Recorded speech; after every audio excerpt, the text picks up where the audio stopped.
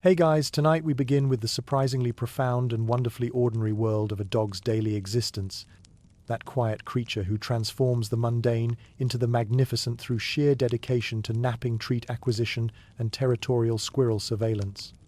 While we might call it boring, the truth is living as a dog is actually the perfect life.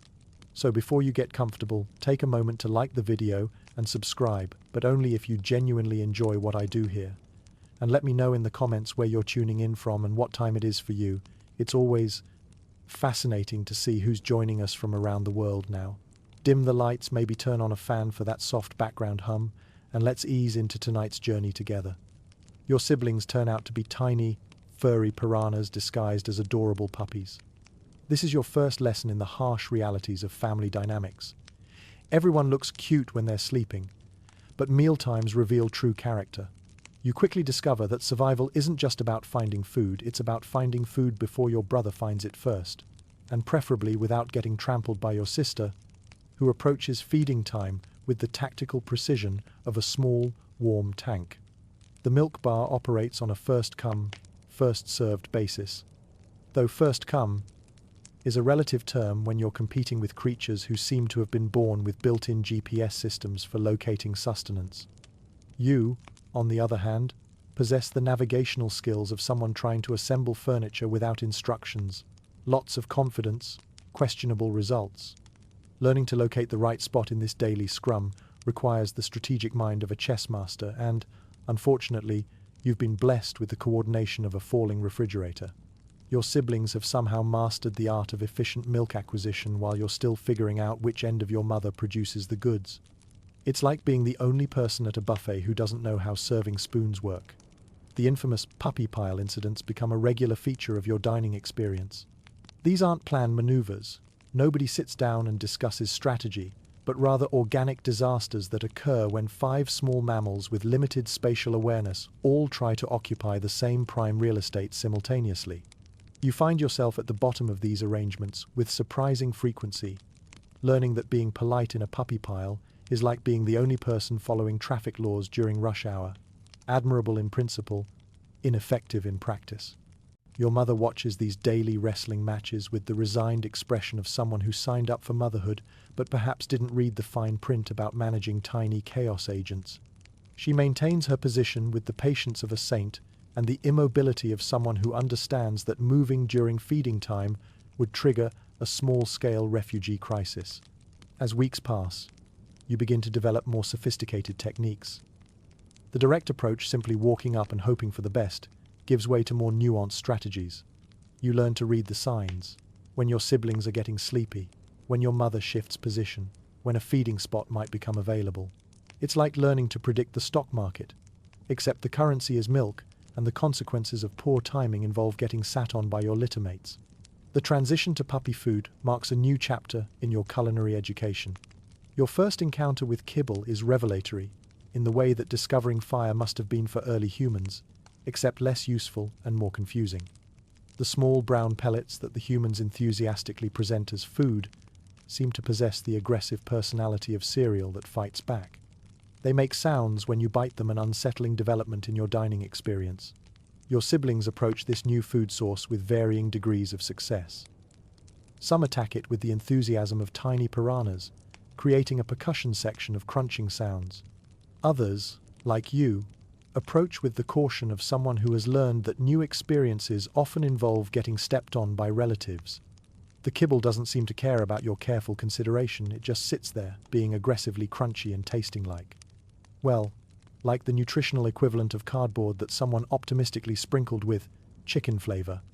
Your legs appear to have been installed by someone who only read half the instruction manual, then got distracted and decided to improvise the rest. Each leg seems to have received different information about its role in this walking enterprise, resulting in a coordination style that can charitably be described as creative and more accurately described as like watching someone try to operate a marionette while wearing oven mitts. The physics of forward motion turn out to be more complex than your brain initially estimated. Walking, it seems, requires not just moving your legs, but moving them in some sort of sequence that results in progress rather than just enthusiastic stationary movement. Your early attempts resemble someone trying to dance to music that only they can hear, and that music apparently has a very complicated rhythm. Your first successful walk across the room happens on a Tuesday morning when nobody is watching, which is somehow both disappointing and perfect. There's no audience to appreciate this milestone, no applause for your achievement, just the quiet satisfaction of having traveled from point A to point B without falling over, getting distracted, or accidentally going in circles. You pause at your destination, the far wall, and look back at the incredible distance you've covered. Approximately 8 feet of linoleum that might as well be the Oregon Trail for the epic nature of your journey. The celebration is brief, however, because you now face the complex problem of turning around and doing it again. Turning, as it turns out, requires a whole different set of coordination skills. It's like learning to parallel park when you've only just figured out how to drive in a straight line. Your first few attempts at directional changes result in what can only be described as interpretive dance performances, complete with dramatic pauses and unexpected artistic flourishes. Stairs present an entirely different category of challenge. The great fall down 3 whole steps becomes a defining moment in your young life, though fall suggests a certain grace and continuity of motion that doesn't quite capture the reality of the situation. It's more accurate to say that you encounter stairs, stairs encounter you back, and gravity wins decisively in the resulting negotiation. The stairs don't seem particularly steep to the humans, who navigate them with casual indifference, like they're walking on slightly inclined regular floor. To you, each step represents a significant change in elevation that requires careful consideration, strategic planning, and ideally some sort of safety equipment that nobody seems willing to provide. Going up involves a series of small mountain climbing expeditions. Going down involves faith, hope, and what appears to be a fundamental misunderstanding of how physics works. Your paws, you discover, make excellent brakes on hardwood floors, though this discovery comes through practical experience rather than theoretical study. The relationship between poor traction and smooth surfaces turns out to be an inverse one. The more you want to stop, the less your paws seem interested in cooperating with this goal. This leads to several incidents that could generously be called controlled slides, and more accurately described as brief but educational experiments in momentum conservation. The humans find your floor sliding episodes endlessly entertaining, which is both gratifying and slightly insulting. You're trying to master basic locomotion, and they're treating it like performance art. Still, their laughter is warm and encouraging, even if it comes at the expense of your dignity and your understanding of how walking is supposed to work. Through the gap under the garage door, you catch tantalizing glimpses of a vast, terrifying, wonderful world that smells like possibility, adventure, and most intriguingly, squirrels. The outside calls to you with the promise of unlimited space, interesting odors, and the kind of freedom that can only come from not being surrounded by walls that limit your exploration to the distance between the food bowl and your favorite napping spot. Your first venture outside is orchestrated by your mother, who approaches the transition with the systematic thoroughness of someone conducting a nature documentary and the underlying tension of someone who knows that outdoor adventures have a way of becoming more adventurous than originally planned. She leads the expedition through the door like a tour guide who's not entirely sure all the tour members are going to make it back. The shocking brightness of actual sunlight hits you like a revelation and a mild assault simultaneously. Indoor lighting, you realize, has been a gentle introduction to the concept of illumination. Sunlight is the full orchestra version, overwhelming, comprehensive, and impossible to ignore. Your pupils, caught off guard by this development, stage a small protest by contracting to the approximate size of pinpricks, leaving you temporarily convinced that the outside world is much darker than advertised. Once your eyes adjust, the visual scope of the outdoors proves to be almost incomprehensibly vast. The ceiling, for instance, appears to be missing entirely, replaced by an endless blue expanse that doesn't seem to have any walls or boundaries. This is either deeply fascinating or mildly terrifying, depending on your relationship with enclosed spaces and your comfort level with unlimited vertical expansion. Grass presents itself as nature's carpet, softer than expected, though also slightly damp and suspicious in the way that new experiences often are when you're still figuring out basic survival skills. Each blade seems to have its own personality and moisture level. Some are welcoming and comfortable, others are wet enough to dampen your belly fur. and a few seem to have been specifically designed to tickle your nose in ways that make you sneeze unexpectedly. The ground itself offers a completely different walking experience than indoor floors. Instead of the predictable hardness of linoleum or the slippery challenges of hardwood, grass provides a surface that's simultaneously soft, uneven, and full of small surprises. Walking on it requires constant minor adjustments as your paws encounter tiny hills, small holes, and the occasional stick that someone has inconsiderately left lying around. Your first encounter with a butterfly becomes an instant classic in the annals of predator-prey interactions, though the roles of predator and prey remain somewhat unclear throughout the encounter. The butterfly approaches the situation with the casual confidence of someone who knows something you don't. You approach it with the focused intensity of someone who has just discovered that the world contains small, colorful, moving objects that might be worth investigating. The chase that follows would be epic if epic chases were measured by enthusiasm rather than actual results. You demonstrate impressive commitment, covering dozens of feet in pursuit of a creature that covers the same distance by gently floating in directions that seem chosen specifically to highlight your limitations as an aerial pursuit specialist. The butterfly maintains what appears to be a lead of exactly 3 feet throughout the entire encounter, as if it's conducting a masterclass in staying just out of reach. The engagement ends not with a dramatic capture or a thrilling escape, but with the butterfly simply flying higher than your jumping ability extends, leaving you to contemplate the ground-based nature of your existence and the apparently unlimited vertical mobility of your opponent. It's a humbling introduction to the concept that the outdoor world contains creatures with capabilities that make your own skill set seem quaint and terrestrial. You discover, with the satisfaction of someone finally identifying their calling in life, that you possess a natural gift for sleeping in the most inconvenient places possible. This isn't just ordinary sleeping, this is strategic unconsciousness, the kind of advanced napping that requires both natural talent and careful consideration of traffic patterns, human routines, and optimal comfort positioning. The art of the dramatic flop becomes your signature move. This isn't simply lying down, it's a performance piece that communicates complex emotional states while achieving maximum relaxation efficiency. The perfect dramatic flop requires timing, location selection, and just the right amount of theatrical sighing to let observers know that you're not just tired, you're dramatically, artistically tired in a way that deserves recognition and possibly treats. Your early experiments in flop techniques range from the classic sudden collapse to the more sophisticated gradual melt. The sudden collapse involves walking normally until you encounter the perfect napping spot, then immediately transitioning from vertical to horizontal as if someone has just switched off your personal gravity.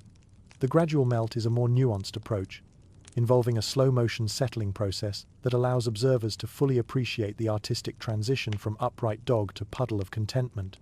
Finding the one spot that blocks maximum human foot traffic becomes both an art and a science. You develop an intuitive understanding of household geography, learning to identify the narrow hallways, the spaces between furniture, and the exact center of any room where your sleeping form will require humans to navigate around you rather than through you. This isn't malicious, it's simply efficient. Why sleep in an out-of-the-way corner when you could sleep in a location that ensures regular human interaction and the possibility of accidental petting?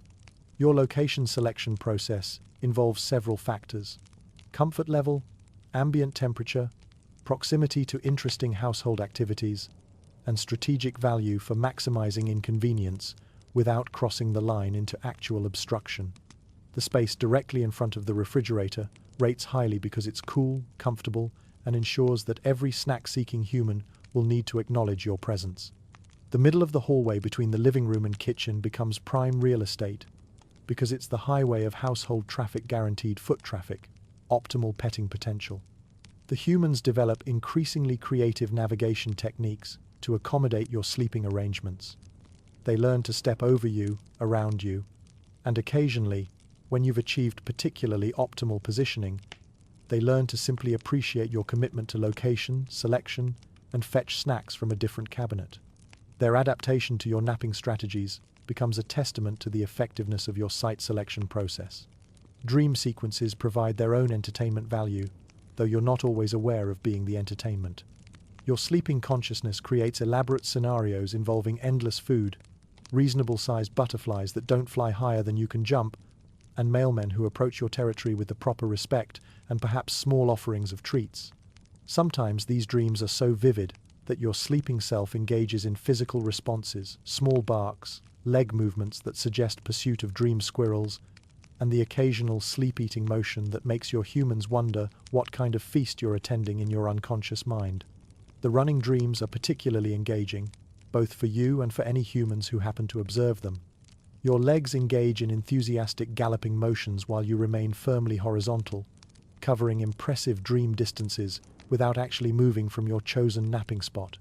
These episodes suggest that your dream self possesses the athletic abilities that your waking self is still working to develop, which is either inspiring or frustrating, depending on your perspective on the relationship between aspiration and current capability.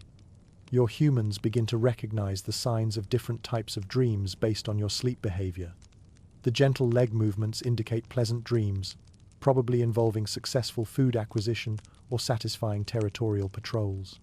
The more vigorous episodes suggest adventure dreams, chasing, exploring, or possibly engaging in complex negotiations with the squirrels who continue to elude your waking efforts. The soft barks and quiet whimpers tell stories of dream conversations, diplomatic encounters, or perhaps simply very polite dream arguments about treat distribution policies. A family arrives to just look at puppies, which is like saying you'll just have one potato chip or just browse in a bookstore. Their stated intention and their actual susceptibility to puppy-related impulse decisions exist in completely different universes. You can see it in their eyes. They've already started calculating where a dog bed might fit in their living room, even as they maintain the fiction that this is merely a casual reconnaissance mission. The audition process begins before you realize you're auditioning. Suddenly, the casual environment of sibling, wrestling, and competitive napping transforms into something resembling a talent show, except nobody explained the rules, and the judges appear to be evaluating you based on criteria you don't understand. The humans approach with the systematic thoroughness of people conducting important research, except their research methods involve a lot of high-pitched voices and sudden movements that suggest they've never actually seen puppies before. Sitting becomes your first performance requirement, though sitting turns out to be a more complex concept than your previous experience suggested. It's not just about getting your bottom closer to the ground. It's apparently about doing so in a way that communicates intelligence, trainability, and general good citizenship. Your siblings approach this challenge with varying degrees of success and creativity. Some master the basic mechanics, but fail to maintain the position for more than 3 seconds, treating sitting like a brief pause between more interesting activities. Looking cute, the second major requirement, seems like something you should be able to manage without conscious effort. After all, you're a puppy. Cuteness is supposedly your default setting. But under the pressure of human observation, cute becomes a performance art requiring careful consideration of head angles, ear positioning, and eye contact that conveys both innocence and intelligence. It's like being asked to be naturally adorable, which is paradoxically impossible, because the moment you try to be natural, you're no longer being natural. Not peeing immediately emerges as the third and perhaps most challenging aspect of the audition process. This requirement seems to assume a level of bladder control and situational awareness that may be beyond your current capabilities. The humans don't announce this as a test, but their expressions when any puppy fails to meet this unspoken standard suggest it's a significant factor in their evaluation process. You manage to achieve this goal through a combination of good timing and luck, though you're not entirely sure how long you can maintain this success. Your siblings transform into a variety of performance art pieces, each demonstrating a different approach to human interaction. Your brother adopts the strategy of maximum enthusiasm, treating every human gesture as an invitation to climb, lick, and generally overwhelm with affection. This approach generates significant human laughter, but also requires them to constantly manage his energy level, suggesting that enthusiasm without restraint might not be the optimal strategy. Your sister takes the opposite approach, playing hard to get with the sophistication of someone who understands that scarcity increases value. She allows limited petting, maintains dignified distance, and occasionally deigns to make eye contact as if granting a small favor. The humans respond to this strategy with increased attention, working harder to earn her approval, which suggests she may have stumbled onto something psychologically significant. Another sibling chooses the path of comic relief, stumbling at precisely the right moments, getting tangled in his own feet, and generally embodying the kind of harmless clumsiness that humans find irresistible. His pratfalls are so perfectly timed that you begin to suspect they're not entirely accidental, though his expression maintains perfect innocence throughout each performance. You, meanwhile, discover your own strategy quite by accident. The woman sits down near your group, and you, motivated more by the appeal of her warm lap than any sophisticated understanding of human psychology, simply climb up and fall asleep. This turns out to be a masterstroke of puppy diplomacy, though you don't realize it at the time. Apparently, falling asleep on someone communicates a level of trust and comfort that translates into powerful human emotional responses. The moment of selection feels like winning the lottery, except the prize is a lifetime of scheduled meals, regular veterinary care, and humans who will spend considerable energy trying to understand your needs and preferences. It's the kind of lottery where everyone involved benefits, though you don't fully comprehend the magnitude of the life change you're about to experience. The woman whose lap you've chosen as your temporary bed becomes your permanent human, and you become her permanent responsibility, though neither of you has had time to fully consider the implications of this arrangement.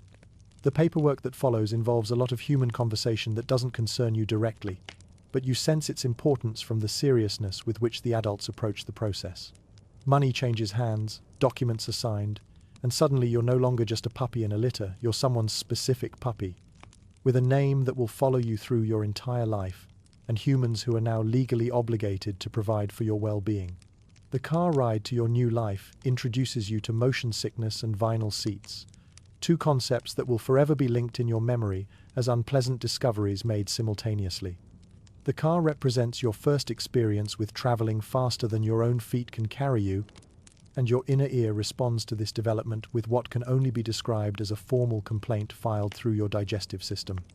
Vinyl seats, you learn, possess unique properties that make them both slippery and somehow adhesive at the same time. They're too smooth to provide proper traction when the car makes turns, but they also seem to grab onto your fur in ways that make repositioning difficult.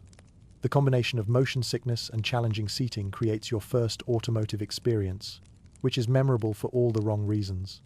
The humans try to comfort you during the journey with soothing voices and gentle petting, but their efforts are somewhat undermined by their obvious nervousness about your potential for car sickness. They've prepared for this possibility with towels and an anxious vigilance that suggests previous experience with puppies and automotive incidents. Their concern is touching, even if their preparedness makes you slightly self-conscious about your digestive reliability. Your new house reveals itself as a wonderland of smells, textures, and things that may or may not be food, though your approach to determining edibility remains admirably comprehensive. Every surface, corner, and object represents a potential source of nutrition, entertainment, or both. The house operates according to rules you don't yet understand, but the abundance of interesting scents suggests that important activities happen here regularly, and many of those activities might involve food. The tour begins in the kitchen, which immediately establishes itself as promising territory. The concentration of food-related aromas creates a layered olfactory experience that tells stories of meals past, present, and hopefully future. The kitchen smells speak of bacon grease, coffee grounds, mysterious spices, and the lingering essence of sandwiches that were apparently constructed and consumed at this very location. This is clearly command central for household nutrition, and you make a mental note to spend significant time developing relationships with kitchen-based humans. The refrigerator presents itself as a large, humming mystery that emanates cold air and food smells with tantalizing efficiency. You don't yet understand its function, but your instincts suggest it contains important resources that may become available through proper human management techniques. The sounds it makes, subtle clicks, gentle hums, occasional mysterious gurgles, suggest an active internal life that may reward further investigation. The living room offers excellent nap potential, with multiple surfaces designed for horizontal activities. The couch, in particular, appears to have been specifically engineered for comfort, though its height suggests it may require some athletic development before you can access it independently. The carpet provides immediate horizontal comfort, and the arrangement of furniture creates several promising alcoves for strategic positioning during household activities. Stairs continue to represent your personal nemesis, though in this new context they seem less like an impossible challenge and more like a skill you'll eventually need to develop for full household access. The stairs here are carpeted, which suggests better traction potential than the smooth surfaces of your previous stair encounters, though they're also steeper and more numerous, creating what appears to be a more advanced version of your earlier climbing challenges. Meeting the resident cat proves to be a defining moment in understanding household hierarchy and interspecies diplomacy. The cat regards you with the disdain of a critic reviewing amateur theatre, or perhaps a restaurant critic who has been served gas station sushi. Her expression communicates several complex ideas simultaneously: that you are a temporary inconvenience, that your presence represents a significant decline in household standards, and that she will be watching your performance with the keen attention of someone who expects to be disappointed. The cat's positioning during your introduction is strategically elevated, she observes from a bookshelf that places her both literally and figuratively above the proceedings. This choice of location seems designed to communicate her superior status while maintaining safe distance from any puppy-related chaos that might ensue. Her tail moves with the controlled precision of someone who is annoyed but not yet ready to take action, though the possibility of action remains clearly available. Her silence during the introduction speaks volumes.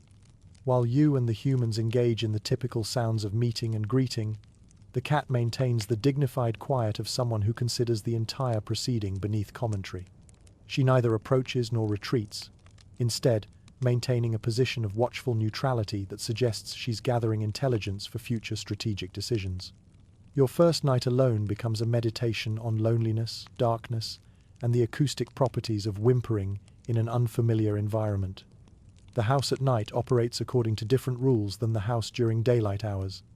Familiar sounds disappear, replaced by a symphony of unfamiliar creaks, hums, and settling noises that suggest the house has its own nocturnal personality. The darkness itself feels different than the darkness of your previous sleeping arrangements. This darkness is larger, more spacious, and filled with the kind of silence that makes you aware of your own breathing and heartbeat. The humans have provided you with a comfortable sleeping area, complete with soft bedding and familiar-smelling blankets. But comfort turns out to be only one component of successful sleeping in new territory. Loneliness reveals itself as a tangible presence, not just the absence of your siblings, but an actual feeling that seems to occupy space in the room. You've never slept without the warm presence of other puppies, and the absence of their familiar breathing, occasional movement, and general proximity creates a silence that feels louder than noise. The human voices from other parts of the house provide some comfort, but they're distant enough to emphasize rather than eliminate your solitary situation. Whimpering, you discover, possesses interesting acoustic properties in this new environment. The sounds you make seem to travel farther than they did in your previous sleeping arrangements, possibly due to the different ceiling height and room dimensions. Your experimental vocalizations, small whines, tentative barks, and the occasional questioning whimper echo differently here, creating a feedback loop that makes your own voice sound unfamiliar. The humans respond to your nighttime communications with gentle reassurance from their distant sleeping location, but their voices carry the tones of people who are trying to provide comfort while not encouraging extended nocturnal conversations. Their responses strike a balance between acknowledgement and boundary setting that suggests this is a negotiation they've conducted before, possibly with previous puppies or small humans. You embark on the complex negotiation between your bodily functions and human expectations, a diplomatic process that involves understanding concepts like outside, not the carpet, and why humans make such strange noises when you get it wrong. This turns out to be more philosophically complex than your previous experience suggested, requiring not just physical control but a fundamental understanding of human values, spatial boundaries, and the apparently crucial distinction between acceptable and unacceptable elimination locations. The great indoors versus outdoors debate becomes a central philosophical challenge that shapes your understanding of civilized behavior. From your perspective, the world is divided into places where you are and places where you are not, with bathroom needs arising regardless of these geographical distinctions. The humans, however, operate according to a more complex spatial value system that assigns moral significance to different locations in ways that aren't immediately obvious to someone operating primarily on biological impulses. Indoors, you learn, represents a sacred space where certain natural functions become social transgressions. This isn't explained through any logical presentation of rules, but rather communicated through a complex system of human facial expressions, vocal tones, and cleanup activities that suggest you've committed a crime against household harmony. The intensity of human response to indoor accidents seems disproportionate to the actual harm caused, suggesting that symbolic significance plays a larger role than practical concerns. Outdoors, conversely, transforms these same biological functions into socially acceptable, even praiseworthy activities. The same humans who react with dismay to indoor elimination respond to outdoor success with enthusiasm that borders on celebration. This suggests that location, rather than the activity itself, determines the social and moral value of bathroom activities, which is a sophisticated concept that requires considerable mental adjustment. Learning to interpret human facial expressions becomes crucial for understanding the success or failure of your bathroom location choices. The range of expressions spans from pleased, successful outdoor activities to horrified, unsuccessful indoor activities, with several intermediate stages that correspond to different degrees of timing and location accuracy.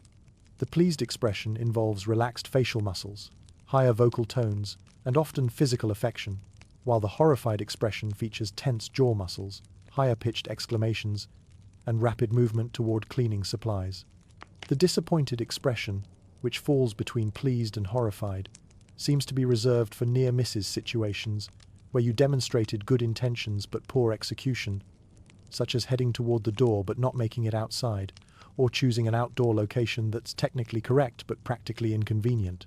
This suggests that humans evaluate bathroom performance on multiple criteria, including location accuracy, timing, and consideration for human convenience. Your first successful outdoor bathroom experience becomes a moment of triumph, observed only by a judgmental squirrel who seems unimpressed by your achievement of basic biological function management.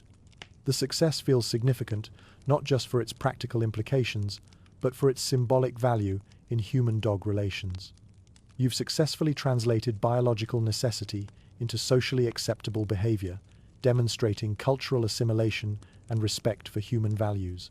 The squirrel's presence during this milestone moment adds an element of natural witness to your achievement, though its expression suggests the kind of disdain typically reserved for tourists who get excited about mundane local activities. The squirrel's judgment doesn't diminish your sense of accomplishment, but it does provide perspective on the relative significance of successful bathroom management in the broader ecosystem of backyard politics. The outdoor environment itself proves more complex than indoor bathroom logistics. Weather becomes a significant factor in bathroom planning, introducing variables like rain, snow, and wind that can transform routine elimination into an exercise in environmental endurance. The humans seem to expect you to maintain the same location standards regardless of meteorological conditions, which suggests either unrealistic expectations or a fundamental misunderstanding of how weather affects bathroom comfort. The accidents represent tactical errors in timing and location selection rather than deliberate acts of rebellion, though the humans don't always seem to appreciate this distinction. Each accident becomes a learning experience that provides valuable data about the relationship between biological urgency, human expectations, and the physical geography of acceptable bathroom locations. The pattern of accidents helps you develop a more sophisticated understanding of timing intervals, warning signs, and the critical importance of human attention during moments of bathroom urgency. Your timing errors usually involve miscalculating the interval between feeling the urge and actually needing immediate action. This miscalculation seems to be a common puppy error, suggesting that accurate internal timing is a skill that develops with experience rather than an innate ability. The humans respond to timing errors with varying degrees of understanding, depending on their assessment of whether you're making progress in overall bathroom management or simply having random accidents.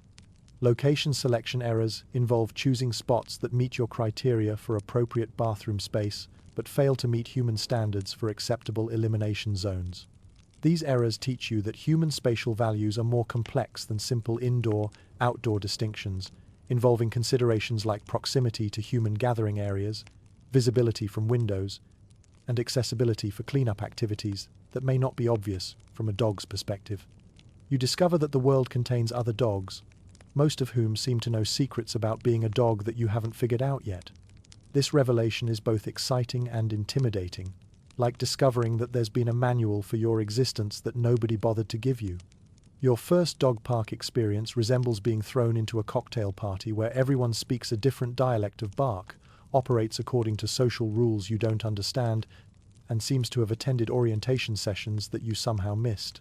The dog park represents a complex social ecosystem with its own hierarchy, territorial boundaries, and behavioral expectations that become apparent only through careful observation and occasional embarrassing mistakes. The other dogs move through this environment with the confidence of experienced social navigators, while you approach each interaction with the cautious enthusiasm of someone trying to learn a foreign language through immersion therapy. The confident golden retriever, who seems to have read the manual, becomes your first encounter with canine social competence. This dog approaches every situation with the serene assurance of someone who understands not just the rules of dog park society, but the underlying principles that govern successful inter-dog relationships. His movements are fluid and purposeful, his greetings are perfectly calibrated to each recipient, and his play style demonstrates a sophisticated understanding of appropriate energy levels for different social contexts. Watching the golden retriever navigate social interactions provides a masterclass in canine diplomacy. He knows how to approach other dogs without triggering defensive responses, how to initiate play without being overwhelming, and how to disengage from interactions before they become problematic. His body language communicates confidence without aggression, friendliness without desperation, and intelligence without superiority. He's basically the canine equivalent of someone who makes small talk seem effortless and remembers everyone's name.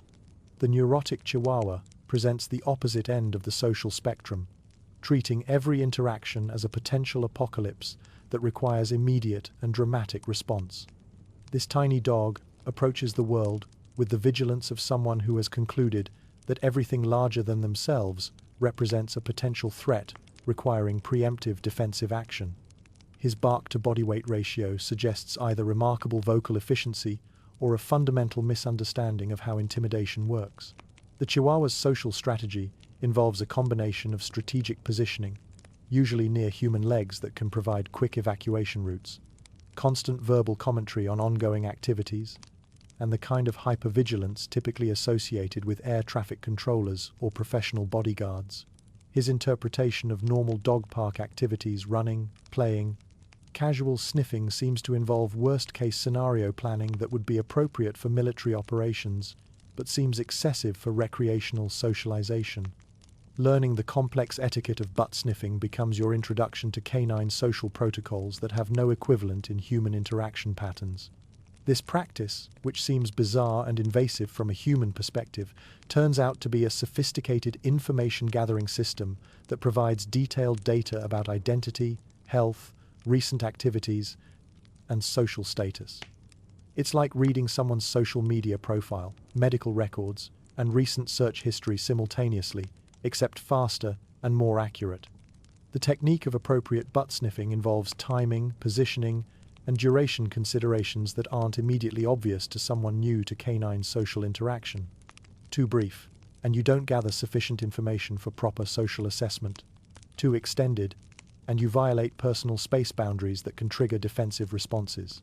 The proper approach angle, sniffing intensity, and graceful disengagement require practice and cultural sensitivity that you're still developing.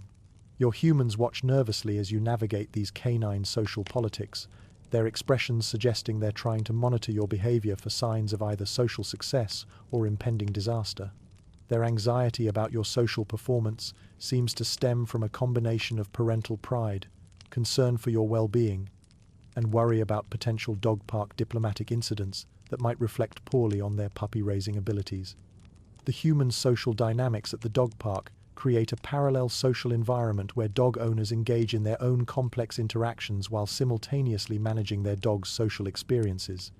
Your humans participate in conversations with other dog owners that seem to involve comparing notes on training progress, sharing stories about puppy challenges, and engaging in the kind of small talk that develops between people who regularly encounter each other in specific contexts.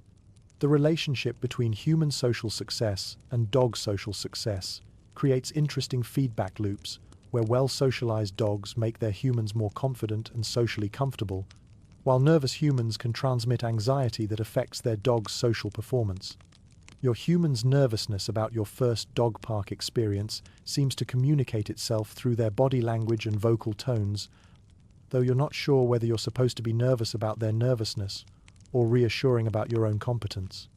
Other dogs' responses to your social attempts range from patient mentorship to mild annoyance to complete indifference, providing a comprehensive education in the spectrum of canine social personalities. Some dogs approach your obvious inexperience with the gentle tolerance of experienced teachers, offering opportunities for appropriate play while maintaining boundaries that keep interactions positive. Others seem to regard you as a minor inconvenience that they'll tolerate until something more interesting comes along. The gradually developing understanding of appropriate play styles, greeting protocols, and social boundaries transforms your dog park visits from overwhelming social challenges into opportunities for both fun and continued education in the complex art of being a well-adjusted member of canine society. Each visit builds your confidence while expanding your understanding of the diverse personalities and social strategies that exist within the broader dog community.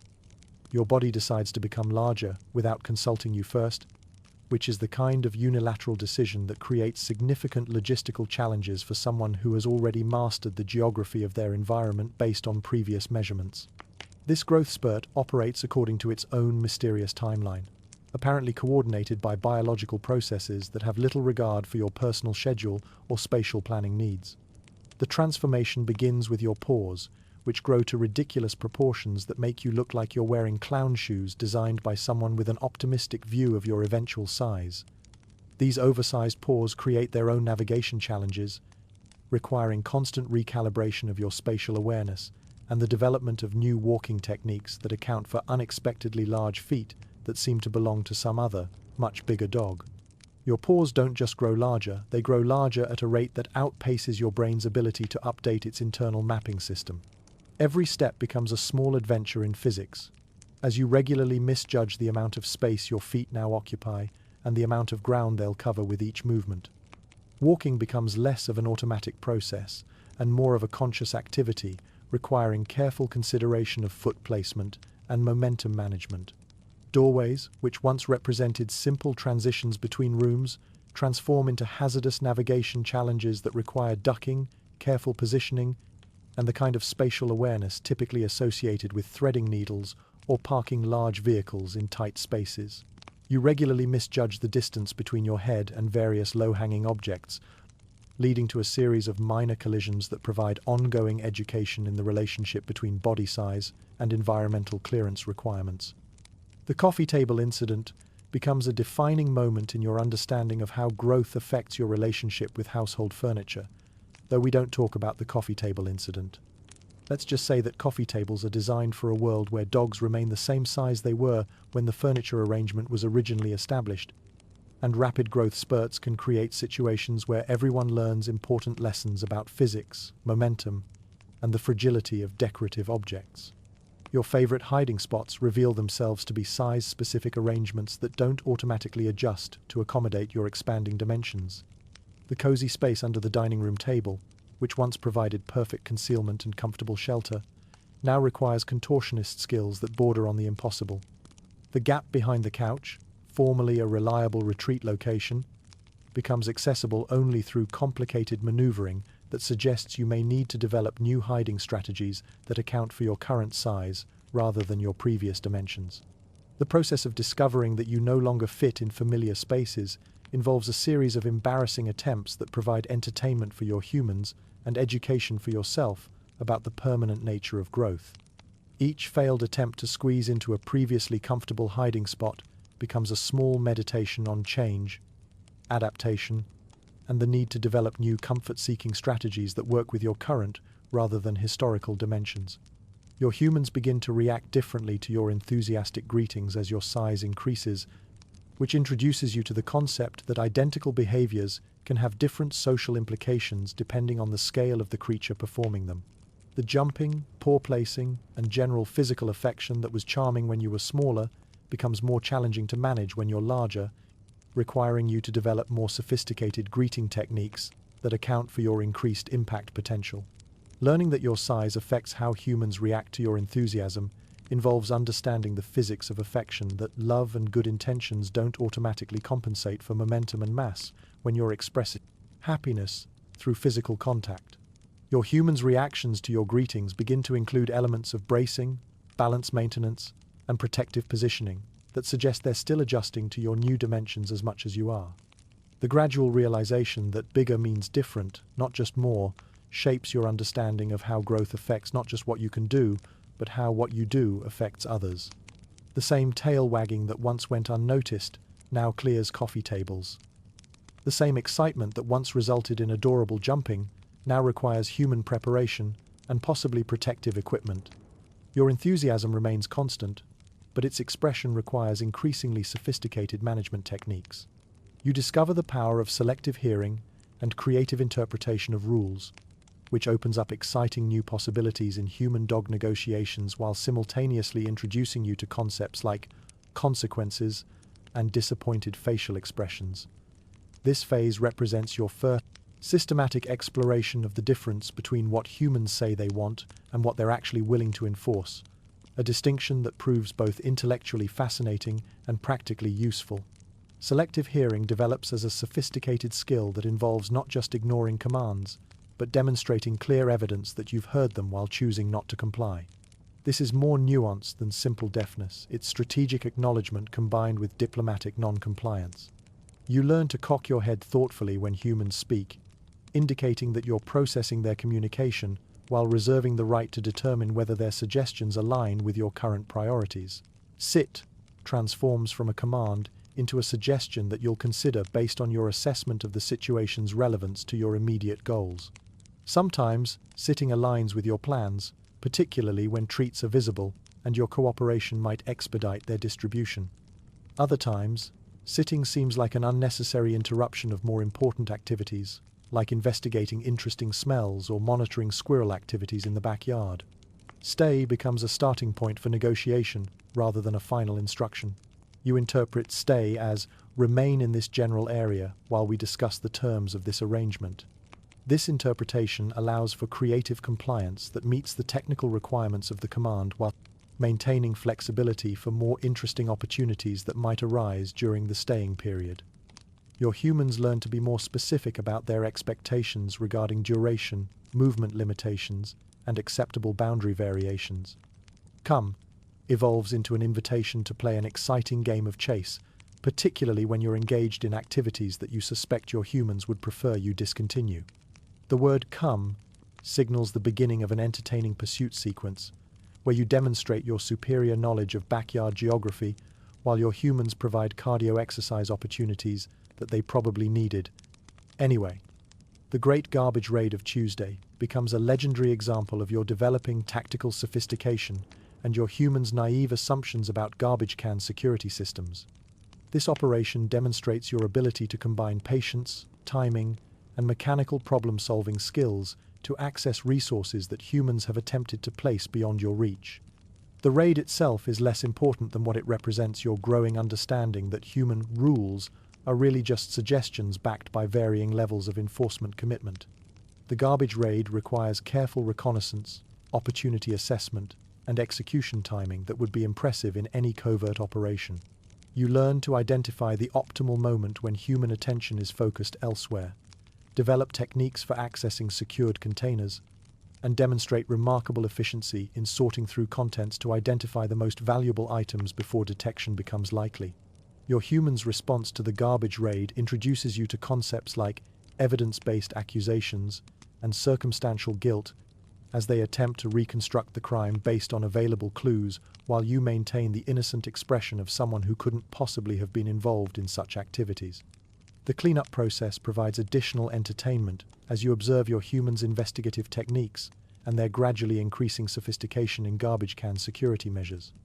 Drop It reveals itself to be merely a human opinion about object ownership rather than an absolute moral imperative. You develop a nuanced understanding of the difference between things humans really want you to drop: shoes, remote controls, important documents, and things they mention dropping, but don't seem genuinely committed to retrieving. Sticks, toys, items of questionable origin that you've discovered in interesting locations. Your first escape attempt becomes a thrilling 20-minute chase through the neighborhood that provides valuable education about local geography, human endurance levels, and the surprising speed at which news travels in residential communities. The escape begins as an opportunistic response to an inadequately secured gate, but evolves into an impromptu tour of your expanded territory that reveals the broader world beyond your immediate backyard domain. The neighborhood chase sequence allows you to demonstrate your superior knowledge of shortcuts, hiding spots, and terrain advantages, while your humans lumber along behind you, making increasingly desperate vocal appeals for your cooperation. You discover that many neighbors are surprisingly invested in your capture and return, suggesting that your escape has become a community event that brings people together in shared concern for your welfare and your humans' stress levels. The slow realization that humans have surprisingly good endurance comes as both impressive and slightly disappointing news. Your initial assessment suggested that you could easily outlast any pursuit attempt, but your humans demonstrate unexpected persistence and strategic thinking that eventually results in your voluntary return home. Their endurance, combined with their knowledge of your favorite locations and their ability to coordinate with neighbors, creates a pursuit scenario that's more challenging than you initially calculated. You develop your bark from a squeaky toy sound to something with actual authority, though the transition involves several intermediate stages that range from adorable squeaking to alarming honking, before settling into the dignified bark that will serve as your primary communication tool throughout your adult life. This vocal evolution parallels your physical growth, requiring practice, experimentation, and occasional embarrassing moments when your voice cracks at dramatically inappropriate times. The development process involves discovering the relationship between air pressure, vocal cord tension, and the desired emotional impact of your communications. Early attempts at authoritative barking sometimes result in sounds that undermine rather than enhance your credibility, particularly during important territorial announcements or security alerts, when vocal consistency matters most for maintaining professional standards. You begin to understand that different barks communicate different things, though humans seem remarkably slow to learn your language, despite their obvious intelligence in other areas. Your vocabulary expands to include specific barks for various situations. The someone's at the door bark, urgent, repetitive, designed to mobilize household defense. The I see squirrel's bark, excited, continuous, with undertones of frustration. And the I would like attention bark, measured, persistent, escalating in volume based on response time. The mailman emerges as your first real nemesis, representing everything that's wrong with the current security arrangements in your territory. This individual approaches your domain with suspicious regularity, carrying mysterious packages and demonstrating complete disregard for your clearly posted territorial boundaries. The mailman's daily intrusions require consistent vocal response to maintain property security standards and demonstrate your vigilance to any other potential intruders. Your anti-mailman campaign develops into a sophisticated daily ritual that involves positioning, timing, and sustained vocal performance designed to communicate your awareness of the intrusion and your disapproval of the mailman's presence. The mailman's apparent immunity to your warnings suggests either remarkable courage or concerning indifference to legitimate security concerns, making continued vocal escalation necessary for maintaining deterrent effectiveness. Distinguishing between stranger danger, bark, and I'm bored, bark becomes important for maintaining your credibility as a security consultant while providing appropriate entertainment options during slow periods. The stranger danger bark requires urgent intensity and sustained duration that communicates genuine alarm and mobilizes human response, while the bored bark serves more as casual conversation that shouldn't trigger emergency protocols or neighborhood concern about actual security threats. The development of situationally appropriate barking involves understanding audience, context, and desired response levels that make your communications more effective while reducing the likelihood of human misinterpretation or unnecessary anxiety. Your humans gradually learn to distinguish between different bark categories, though their response time and accuracy levels suggest they may never achieve full fluency in your language system. Learning that 3 a.m. is apparently not an appropriate time for vocal practice comes as disappointing news that limits your opportunities for skill development during quiet hours when your voice carries particularly well and you have time for extended practice sessions.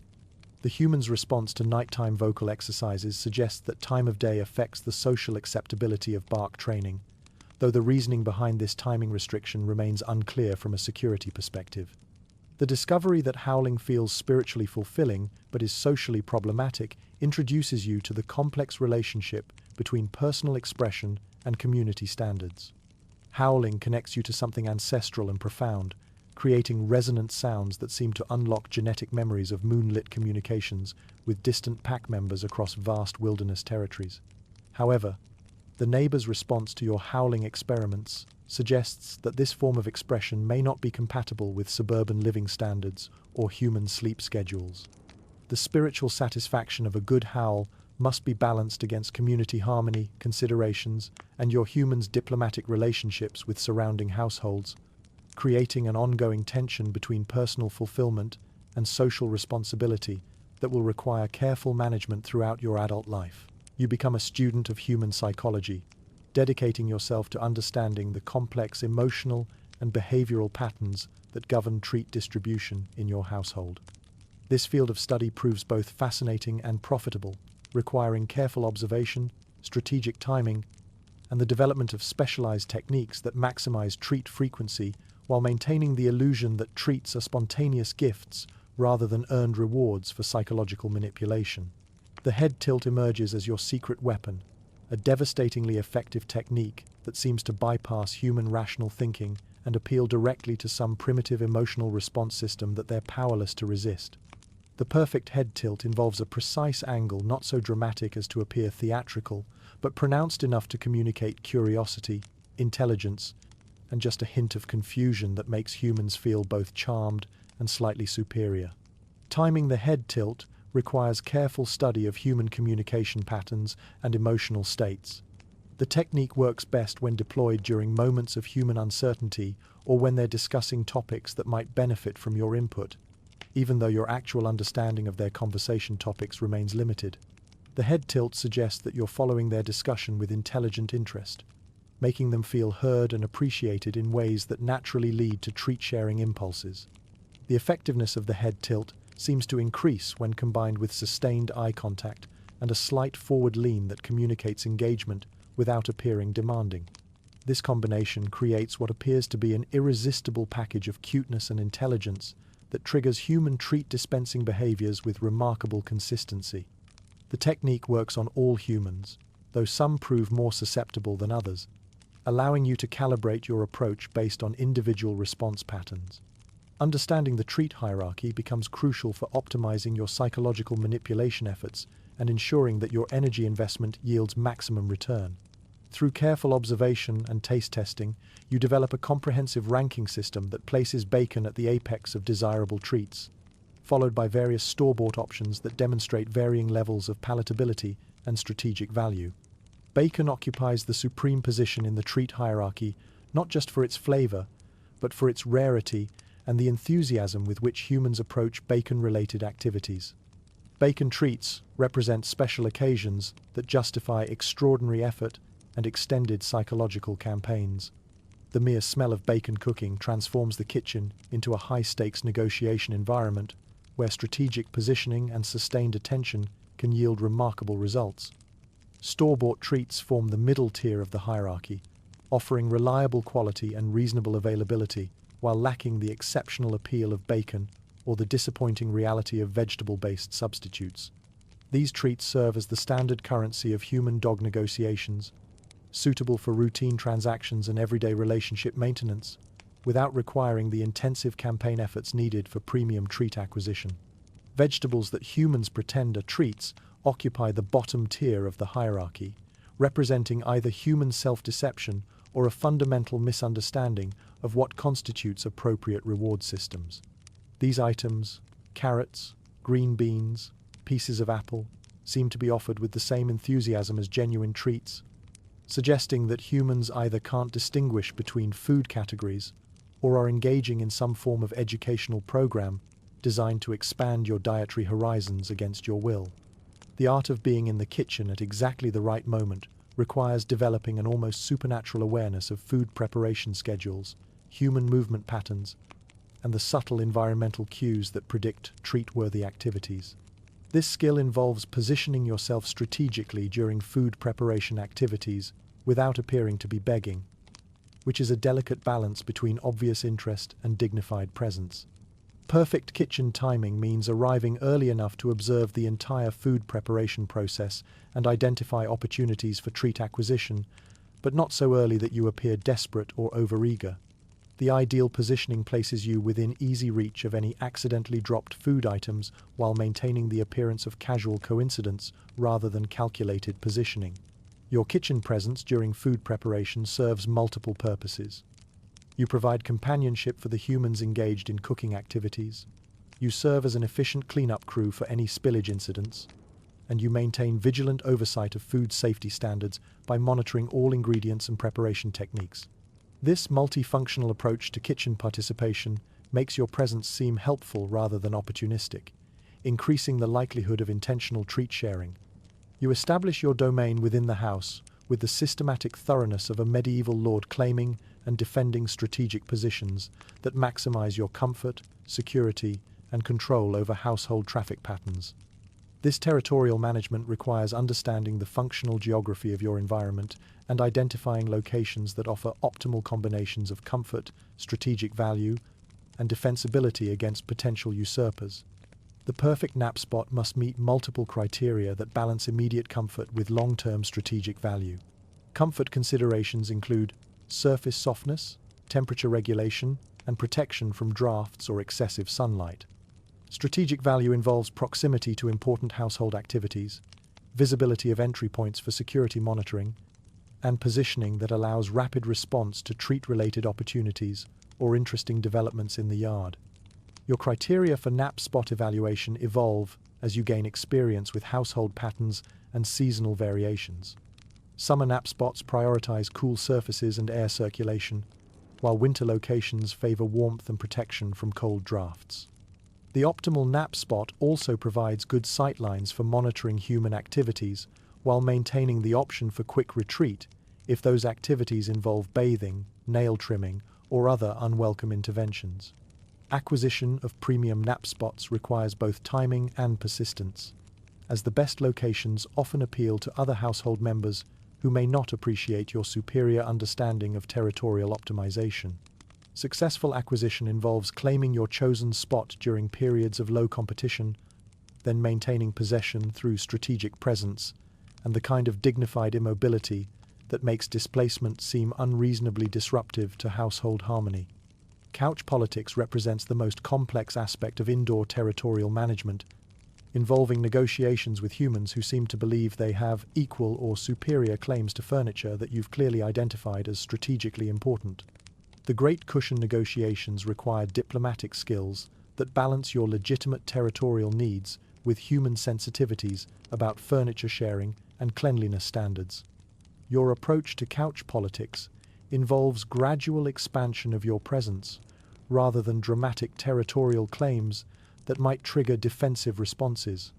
Beginning with strategic positioning near the couch, you progress through stages of increased proximity, tentative paw placement, and eventually full occupancy that presents humans with the fait accompli of your established presence rather than a direct challenge to their furniture authority. The doormat reveals itself to be not just a rug, but a responsibility that requires constant vigilance and active management to maintain proper household security standards. This position provides optimal monitoring capabilities for all entry and exit activities while demonstrating your commitment to family protection and visitor screening. The doormat position offers both comfort and professional purpose, making it an ideal combination of personal territory and functional workspace. Your doormat responsibilities include early warning detection of approaching visitors, initial security screening of delivery personnel, and maintenance of appropriate territorial boundaries that discourage unauthorized entry while welcoming approved visitors. This role requires balancing protective instincts with social courtesy, ensuring that your security measures enhance rather than complicate your humans' social and commercial interactions. You develop a more sophisticated understanding of pack dynamics that extends beyond basic hierarchy recognition to include nuanced reading of emotional states, relationship management strategies, and the complex social navigation required for successful integration into both human and canine communities. This advanced social education involves understanding not just who's in charge, but how different leadership styles, personality types, and situational factors affect optimal interaction strategies. Reading human moods becomes a crucial skill that determines the success or failure of various social initiatives, particularly those involving treat requests, attention-seeking behaviors, or attempts to negotiate household rules. Happy humans represent optimal opportunities for treat acquisition, play initiation, and general social engagement. While stressed, humans require more cautious approaches that prioritize emotional support over personal agenda advancement. Happy human identification involves recognizing vocal patterns, facial expressions, and body language that indicate receptiveness to dog-related social activities. These humans demonstrate relaxed postures, higher vocal tones, and the kind of scattered attention that makes them susceptible to well-timed cuteness campaigns and strategic positioning near treat storage areas. Happy humans are more likely to engage in extended petting sessions, spontaneous play activities, and generous interpretation of household rules. Stressed humans require entirely different management strategies that prioritize providing comfort and avoiding additional complications rather than pursuing personal goals that might increase their stress levels. Stressed humans exhibit tense body language, clipped vocal patterns, and the kind of focused attention on their own problems that makes treat requests seem inappropriate and attention-seeking behaviors unwelcome. Managing relationships with neighborhood dogs evolves from simple playground politics to complex diplomatic relationships that require understanding personality differences, territorial boundaries, and the kind of long-term relationship maintenance that supports peaceful coexistence and occasional collaborative activities. These relationships involve ongoing assessment of compatibility, respect for individual space requirements, and navigation of the social hierarchies that exist within your local canine community. Successful neighborhood dog relationships require balancing friendly sociability with appropriate boundary maintenance, ensuring that your interactions enhance rather than complicate the broader social environment that includes human relationships, territorial considerations, and the complex logistics of shared spaces like parks, sidewalks, and the informal boundaries that exist between properties. The complex politics of dog-walker interactions introduce you to the reality that your social relationships extend beyond direct dog-to-dog contact to include the humans who manage, supervise, and facilitate these interactions. Dog-walker politics involve understanding how your behavior affects your humans' relationships with other dog owners, how different walking styles and training approaches create social dynamics within the dog-walking community, and how your social performance reflects on your humans' reputation as responsible dog owners. These interactions require diplomatic skills that balance your personal social goals with your humans' social needs, ensuring that your enthusiasm for meeting other dogs doesn't create awkward situations for the humans involved in facilitating these encounters. Success involves demonstrating good manners, appropriate play behavior, and the kind of social competence that makes other dog owners comfortable with their pets interacting with you, thereby supporting your humans' integration into the local dog-owning community. You've figured out the optimal schedule that maximizes comfort, food, and entertainment while minimizing effort, creating what can only be described as a masterclass in efficiency and strategic positioning. Your day becomes a carefully orchestrated symphony of activities that balances personal satisfaction with household harmony, demonstrating that the key to a fulfilling life lies not in grand adventures, but in perfecting the art of optimal routine management. The perfect day begins before dawn, when the house exists in that peaceful state between night and morning, a time when you have the household to yourself and can conduct important security assessments without human interference. This pre-dawn period offers the ideal opportunity for quiet contemplation, strategic positioning for morning activities, and the kind of unhurried territorial inspection that ensures everything remains as it should be in your domain. Your morning routine requires a delicate balance between the enthusiasm necessary for human motivation and the conservation of energy needed for the day's more important activities. Humans, you've discovered, need encouragement to begin their daily routines, And your role in this process involves demonstrating just enough excitement about the new day to inspire them without exhausting yourself before breakfast has been properly negotiated. The morning enthusiasm performance involves a carefully calibrated display of energy that communicates your readiness for the day while maintaining strategic positioning near food preparation areas. This requires tail wagging at precisely the right frequency. Too vigorous and you appear desperate, too subdued, and humans might worry about your health, potentially leading to unwanted veterinary consultations that interfere with your schedule. Your morning positioning strategy places you in locations that maximize your visibility during human breakfast preparation while maintaining easy access to any food-related opportunities that might arise. The optimal position allows you to monitor all kitchen activities, respond quickly to dropped food items, and maintain eye contact with breakfast-preparing humans who might be susceptible to sharing impulses. The timing of your morning bathroom break becomes a crucial element in daily scheduling, requiring coordination with human schedules while maintaining your personal comfort standards. Morning bathroom breaks offer the additional benefit of yard inspection, allowing you to assess overnight territorial developments and conduct necessary maintenance of boundary markings that may have deteriorated during your absence. Strategic napping reveals itself as both an art and a science, involving careful consideration of location, duration, and dramatic positioning that maximizes rest efficiency while maintaining availability for interesting household developments. The perfect nap requires selecting locations that offer comfort, security, and strategic value for monitoring ongoing activities without requiring constant alertness. Location selection for strategic napping involves understanding household traffic patterns, seasonal temperature variations, and the likelihood of interesting activities occurring in different areas throughout the day. Summer napping locations prioritize cool surfaces and air circulation, while winter spots focus on warmth and protection from drafts. The ideal nap spot also provides good sightlines for security monitoring and quick access to food preparation areas. Duration management requires balancing rest needs with availability for important activities like treat distribution, mail carrier deterrence, and spontaneous play opportunities. The optimal nap duration provides sufficient rest for maintaining energy levels throughout the day while avoiding the deep sleep states that might cause you to miss significant household events or feeding opportunities.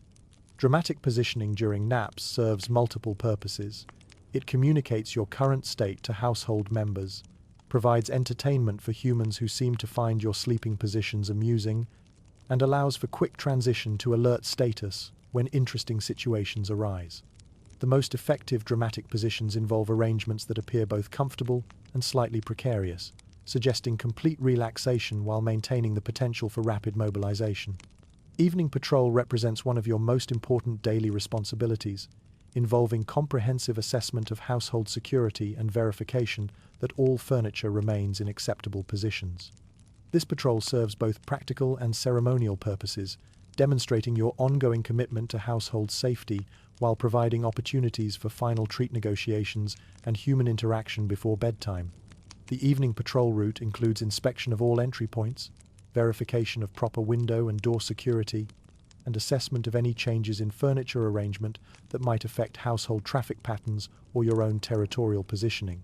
This inspection process also provides opportunities to identify any maintenance issues, unusual odors, or signs of unauthorized activity that might require human attention. Furniture position verification becomes particularly important during evening patrol, as humans have a tendency to rearrange seating and table positioning throughout the day without considering the impact on your established traffic patterns and strategic positioning requirements. Any significant furniture relocations require immediate assessment and possible intervention to ensure continued household efficiency. Bedtime negotiations represent the culmination of your daily routine management, involving complex discussions with humans about sleeping arrangements, final treat distributions, and the scheduling of morning activities. These negotiations require diplomatic skills that balance your comfort preferences with human sleeping requirements, while establishing clear expectations for overnight security responsibilities and morning routine timing. The negotiation process typically begins with strategic positioning in areas that communicate your readiness for sleep while maintaining visibility for any last-minute treat opportunities. This positioning allows you to monitor human bedtime preparations and identify optimal moments for final requests that might enhance your overnight comfort or morning food prospects. Successful bedtime negotiations result in sleeping arrangements that provide optimal comfort, security, and positioning for morning routine efficiency, while maintaining harmony with human sleeping preferences and household temperature control systems. The ideal outcome establishes clear expectations for overnight responsibilities, morning wake-up timing, and any special arrangements needed for weather-related comfort requirements.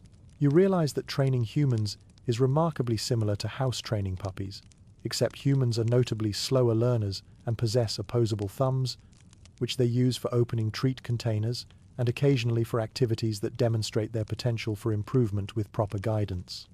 This discovery revolutionizes your approach to household management, shifting your focus from adaptation to active training programs designed to optimize human behavior for mutual benefit. Human learning patterns prove both fascinating and occasionally frustrating, requiring patience, consistency, and creative reinforcement techniques that account for their unique psychological characteristics. Unlike puppies, who respond quickly to clear consequences and immediate feedback, humans seem to require extended training periods and multiple repetitions before demonstrating reliable behavior patterns. However, their opposable thumbs and ability to operate complex food storage systems make the training investment worthwhile. Teaching humans the proper wake-up time becomes your first major training initiative, involving a comprehensive educational program designed to communicate that dawn represents the optimal beginning for daily activities. This training requires subtle but persistent communication techniques that gradually shift human sleeping schedules toward more reasonable timing without triggering resistance or complaints about early morning activities. Your wake-up time training program begins with gentle positioning near human sleeping areas during pre-dawn hours, providing quiet companionship that demonstrates your readiness for daily activities without demanding immediate response. This approach allows humans to gradually adjust to earlier wake-up times while associating your presence with positive morning experiences rather than unwelcome sleep interruption. The training program progresses through careful escalation of morning communication techniques, beginning with soft breathing sounds and gentle movement, advancing through strategic position changes and quiet vocalizations, and culminating in more direct communication methods when subtle approaches prove insufficient for achieving desired wake-up timing. The key to success lies in maintaining consistency while avoiding techniques that might trigger negative associations with morning activities. Training humans to recognize your various needs through subtle communication requires developing a sophisticated vocabulary of non-verbal signals that communicate specific requirements without appearing demanding or disruptive. This communication system involves facial expressions, body positioning, vocal tones, and strategic timing that conveys precise information about your current needs and desired human responses. The communication training process involves teaching humans to distinguish between different categories of needs: urgent requirements that need immediate attention, routine requests that can be accommodated during normal activities, and optional desires that might be fulfilled when convenient. This categorization system helps humans prioritize their responses while ensuring that your important needs receive appropriate attention. Your training methods for improving human responsiveness include positive reinforcement for correct interpretations of your communications, patient repetition of signals when humans demonstrate confusion, and gradual refinement of your communication techniques based on individual human learning patterns and responsiveness levels. The most successful training approaches account for human personality differences and adapt techniques accordingly. The gradual expansion of your couch privileges represents a masterpiece of long-term human training that demonstrates the effectiveness of patience, persistence, and strategic boundary testing. This campaign involves carefully planned incremental increases in couch access that allow humans to adjust gradually to shared furniture arrangements without triggering sudden policy reversals. Your couch privilege expansion strategy begins with strategic positioning near the couch during human relaxation periods, demonstrating your desire for proximity without directly challenging furniture boundaries. This approach allows humans to become comfortable with your presence in couch-adjacent areas while establishing the foundation for future privilege negotiations. The expansion process continues through careful testing of human responses to increased couch proximity, beginning with brief paw placements on couch edges and progressing through partial body positioning to full couch occupancy during periods when humans are absent or distracted. Each stage of expansion provides valuable data about human tolerance levels and optimal timing for boundary modifications. Establishing yourself as the household security consultant involves demonstrating your expertise in threat assessment, perimeter monitoring, and visitor screening, while positioning these services as essential household functions that justify expanded authority and resource allocation. This professional development requires consistent performance standards and clear communication about your security capabilities and territorial responsibilities. Your security consulting services include early warning systems for approaching visitors, comprehensive assessment of delivery personnel and service providers, ongoing monitoring of neighborhood activity patterns, and maintenance of territorial boundaries that protect household members while facilitating appropriate social and commercial interactions. These services demonstrate your value as a household member, while justifying privileges and resources that support your security operations. You discover that each season brings its own unique opportunities and challenges that require adaptive strategies, flexible planning, and seasonal adjustments to your established routines. This cyclical variation in environmental conditions, human behaviors, and available activities creates an ongoing educational process that keeps life interesting while requiring continuous refinement of your optimal living strategies. Spring represents the great awakening of your outdoor domain, bringing an explosion of new smells, sounds, and activities that reactivate your prey drive and provide endless opportunities for investigation, exploration, and the kind of purposeful outdoor activity that makes winter's indoor confinement seem like a distant memory. The transformation of your backyard from winter dormancy to spring activity creates a complex landscape of opportunities that require strategic planning and energy management. The spring awakening begins with the gradual emergence of previously hibernating or absent wildlife populations that return to your territory with renewed activity levels and apparent disregard for the territorial boundaries you've established during their absence.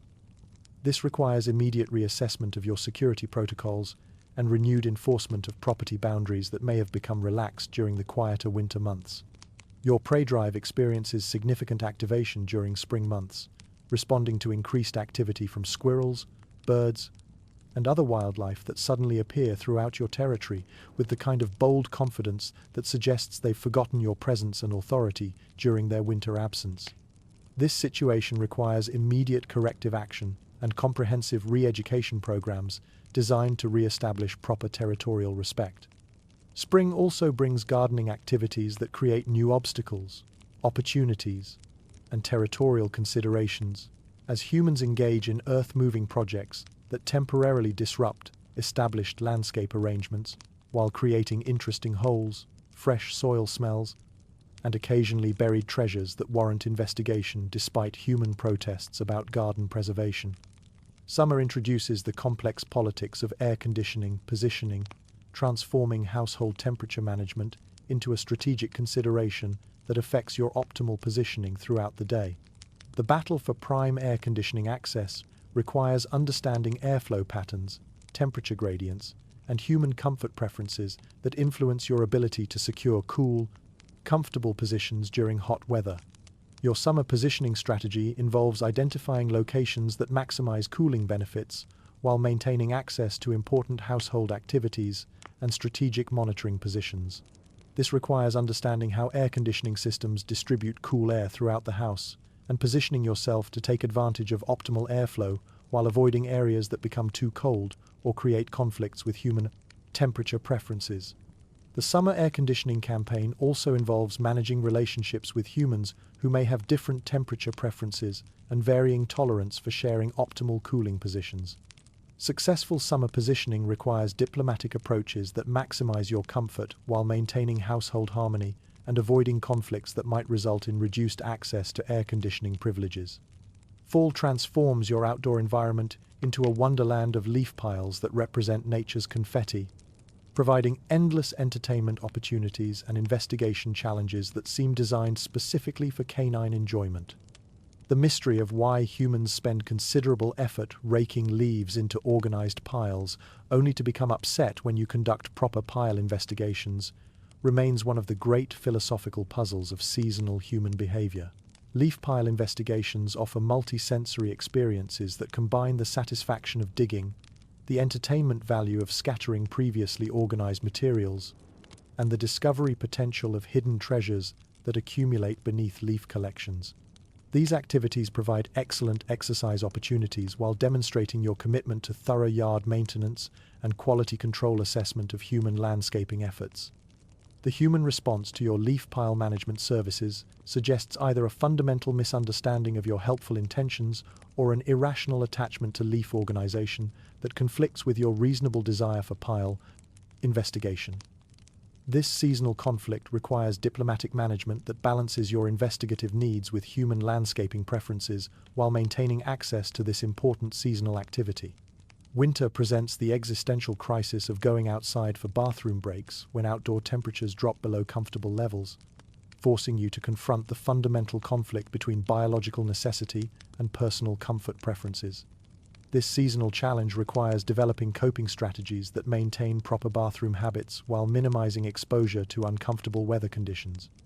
The cold nose problem emerges as a significant winter consideration that affects your comfort levels, sleep quality, and general well-being throughout the colder months. Your nose, being both sensitive and prominently exposed, serves as an early warning system for temperature drops, while simultaneously becoming a source of discomfort that requires strategic management and protective positioning.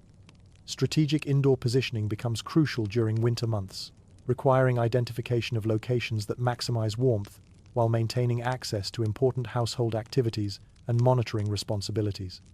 This involves understanding heating system operation, identifying thermal comfort zones, and positioning yourself to take advantage of optimal temperature conditions while avoiding areas that become overheated or create conflicts with human heating preferences.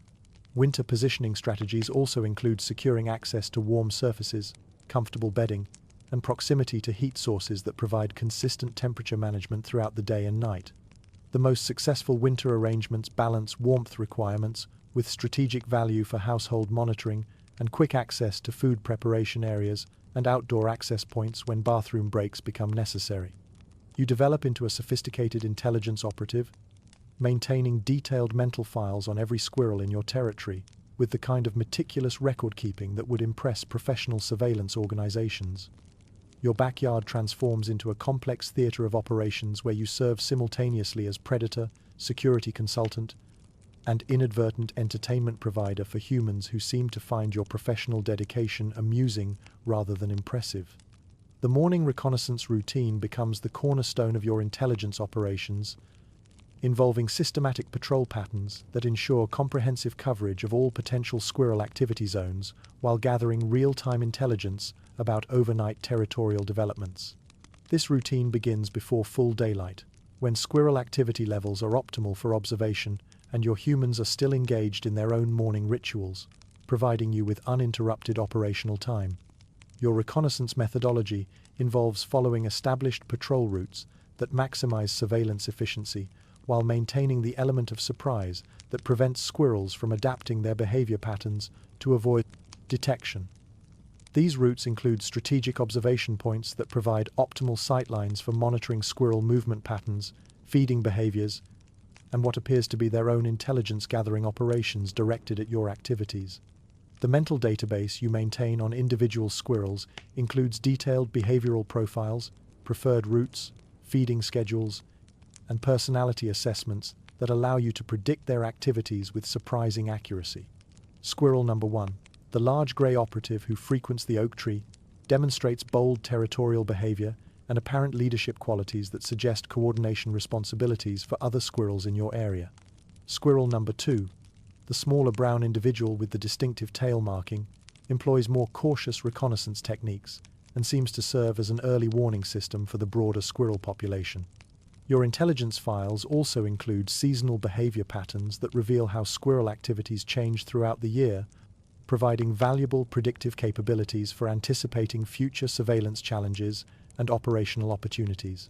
Spring brings increased activity levels and territorial expansion that requires enhanced monitoring protocols, while winter operations focus on food storage activities that create new strategic considerations for your surveillance programs.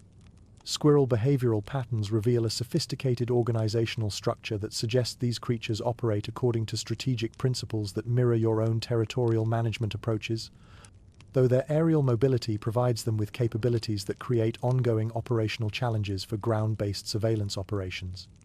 Their communication systems involve complex vocalizations and tail movements that appear to coordinate group activities and provide early warning systems for your approach. The futility of your mission becomes apparent through repeated operational attempts that demonstrate the fundamental limitations of ground-based pursuit strategies against targets with superior vertical mobility and intimate knowledge of aerial escape routes. Despite comprehensive intelligence gathering and carefully planned approach strategies, your pursuit operations consistently end in tactical stalemate rather than successful target acquisition. This operational reality creates an ongoing philosophical challenge that requires accepting the inherent limitations of your capabilities while maintaining professional dedication to surveillance responsibilities. The mission's value lies not in successful captures, but in territorial monitoring, threat assessment, and the maintenance of strategic pressure that influences squirrel behavior patterns and territorial boundaries. The great chase sequences that define your operational engagements demonstrate remarkable athletic performance and tactical creativity, while consistently confirming the superior escape capabilities of your aerial opponents. These pursuits involve complex maneuvering through obstacle courses of furniture, garden equipment, and landscaping features that showcase your agility and determination, while highlighting the three-dimensional advantages enjoyed by squirrel operatives. Your chase sequences follow predictable patterns that begin with stealth approach phases, transition through high-speed pursuit across open terrain, and culminate in dramatic tree-climbing attempts that demonstrate your commitment to mission completion despite obvious physical limitations. The consistency of these operational outcomes suggests that both you and the squirrels have developed ritualized engagement protocols that satisfy territorial imperatives while maintaining sustainable conflict levels. The entertainment value of these chase sequences for your human audience creates an unexpected secondary benefit that transforms your professional intelligence work into household recreational programming. Your humans' responses to chase sequences suggest they view these activities as elaborate performance art rather than serious security operations, though their enthusiasm and encouragement indicate appreciation for your dedication and athletic performance. Your humans' amusing belief that you might actually catch a squirrel demonstrates either touching faith in your capabilities or fundamental misunderstanding of the operational realities involved in aerial target acquisition. Their encouragement during chase sequences and post-operation congratulations suggest they either don't comprehend the tactical impossibility of your mission or they value the entertainment and exercise benefits more than actual capture results.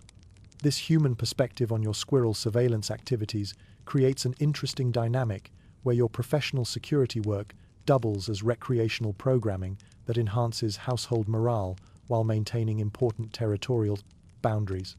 The dual function of your operations allows you to pursue legitimate security objectives while providing valuable entertainment services that strengthen your relationship with household members and justify the time and energy invested in surveillance activities.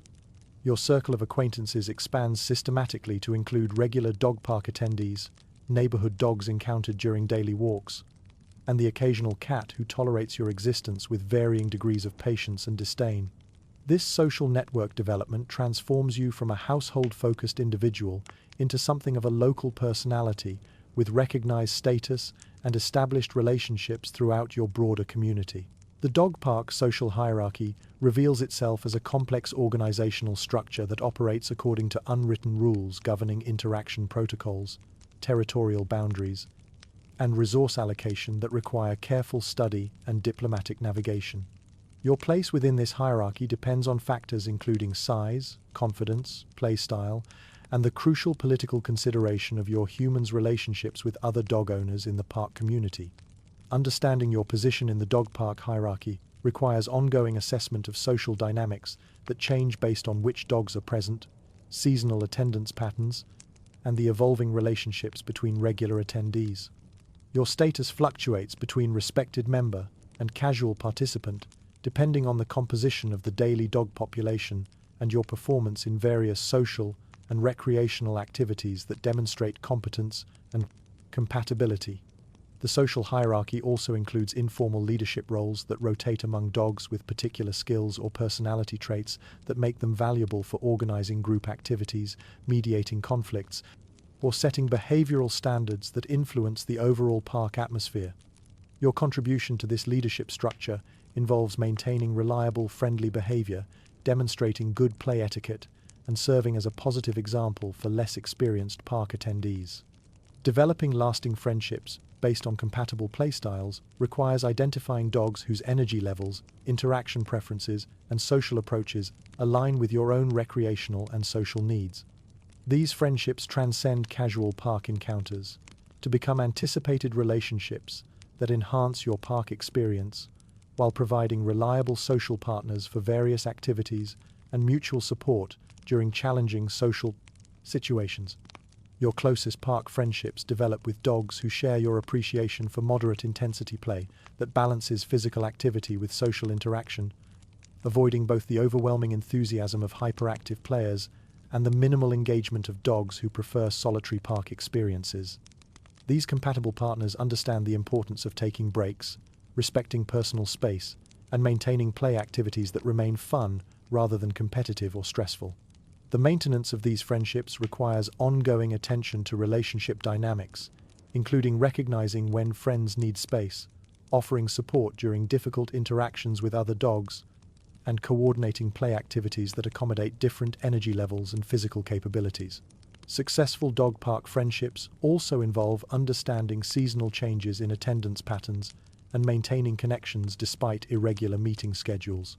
The politics of favorite human relationships introduce additional complexity to dog park social dynamics, as your relationships with other dogs inevitably affect your human's social interactions with their owners.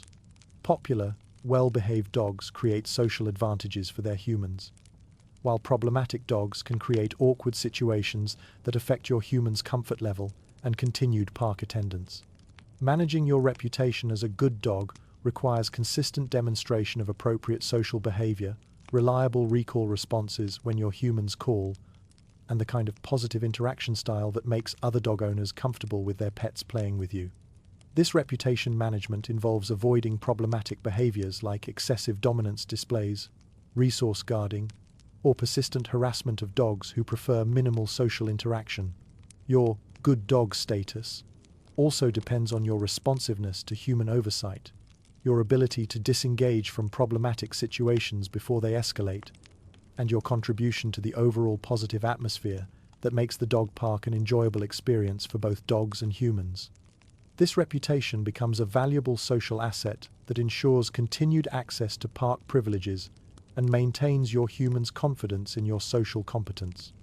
You expand your skill set beyond basic obedience to include specialized services that position you as a multifunctional household asset, providing emotional support, security consultation, and entertainment programming that enhance your value as a family member, while creating opportunities for expanded privileges and resource allocation.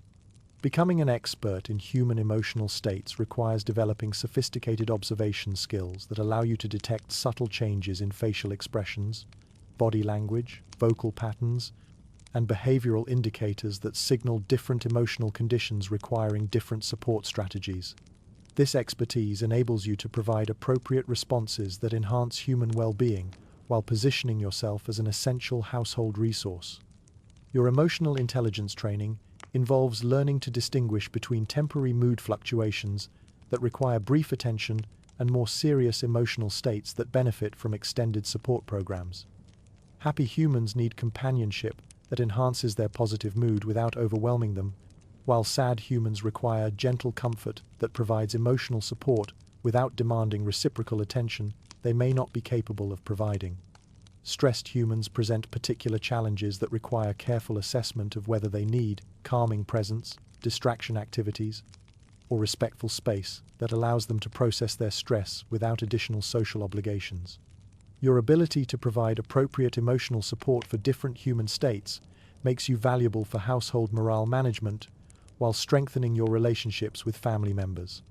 Your role as household morale officer involves proactive identification of opportunities to enhance family atmosphere through strategic deployment of entertainment services, affection distribution, and the kind of positive energy that improves overall household emotional climate. This professional responsibility requires understanding family dynamics and timing that maximizes your positive impact while avoiding situations that might create additional stress or complications. Morale officer duties include providing comic relief during tense situations, offering comfort during difficult periods, and maintaining consistent positive energy that serves as an emotional anchor for family members dealing with external stresses. Your presence during family gatherings, celebrations, and challenging times contributes to household stability while demonstrating your value as more than just a pet. Advanced treat-seeking techniques represent the culmination of your psychological manipulation education, involving sophisticated strategies that maximize food acquisition opportunities while maintaining plausible deniability about your calculated approach to human behavior management. These techniques require perfect timing, emotional intelligence, and the ability to appear spontaneous while executing carefully planned campaigns. Your advanced techniques include the strategic deployment of cuteness during optimal vulnerability windows, the careful cultivation of human guilt about previous treat distribution decisions, and the development of communication methods that make your desires clear without appearing demanding or manipulative. The most successful approaches involve creating situations where humans believe treat distribution was their idea rather than your strategic objective. The development of your signature moves creates a personal brand of expressions and behaviors that become associated with your personality and serve as reliable tools for achieving specific responses from different humans in various situations. These signature moves represent the refinement of natural behaviors into performance art that achieves practical objectives while entertaining your audience. The guilty face becomes your most versatile tool, involving a specific combination of lowered head position, strategically positioned ears, and eye contact that communicates remorse while simultaneously appealing for forgiveness and leniency. This expression proves particularly effective after minor infractions that require damage control and relationship repair while positioning you for quick restoration of privileges. The innocent eyes technique involves wide-eyed expressions that suggest complete lack of knowledge about any problematic activities while communicating trustworthiness and general good character. This expression works best when deployed proactively during situations where suspicious activities might be discovered, creating reasonable doubt about your involvement while maintaining your reputation for honesty. The strategic yawn represents your most sophisticated signature move, involving perfectly timed displays of boredom or fatigue that communicate your disinterest in current activities while suggesting alternative activities that might better serve everyone's interests. This technique proves particularly effective during training sessions, grooming activities, or other situations where you prefer to negotiate alternative arrangements without direct confrontation. If your humans acquire additional humans puppies, they call them, though they're remarkably hairless and loud, you graciously accept the role of mentor and protector, with the dignified resignation of someone who understands that household expansion is inevitable, and adaptation is preferable to resistance. These tiny humans present unique challenges that require completely different management strategies than those you've developed for dealing with adult humans, who at least possess basic motor skills and some understanding of personal space concepts. The arrival of tiny humans triggers a comprehensive recalibration of household hierarchy that affects everything from food distribution schedules to sleeping arrangements to the fundamental question of who receives priority attention during various daily activities. Your established position as primary household companion undergoes strategic adjustment as you navigate the complex transition from only child to experienced older sibling, a role that requires both wisdom and patience in quantities you didn't know you possessed. The recalibration process involves understanding that tiny humans operate according to completely different rules than the adult humans you've successfully trained over the years. These small creatures demand attention at inconvenient hours, produce alarming sounds without apparent cause, and seem to require constant supervision that significantly reduces the attention available for your own needs and preferences. Your initial response involves careful observation and strategic positioning that allows you to monitor these developments while maintaining access to your established resources and privileges. Your role adjustment requires developing new skills in sharing, patience, and the kind of diplomatic flexibility that allows you to maintain your importance in the household while accommodating the dramatic changes that tiny humans introduce to previously predictable routines. This transition involves learning to find satisfaction in different types of attention and developing appreciation for the unique opportunities that come with expanded household membership. Teaching small humans the basics of proper dog interaction becomes one of your most important responsibilities, though the educational process proves significantly more challenging than training adult humans due to the students' limited attention span, unpredictable motor control, and apparent belief that all furry creatures exist primarily for grabbing and squeezing purposes. Your curriculum for tiny human education includes fundamental concepts like gentle touching, appropriate volume levels for indoor voice use, and the crucial distinction between dog toys and human toys that determines whether enthusiastic retrieval behaviors are appreciated or result in alarmed adult human interventions. The teaching process requires extraordinary patience, as these students demonstrate remarkable resistance to learning basic etiquette that most humans master during their early development phases.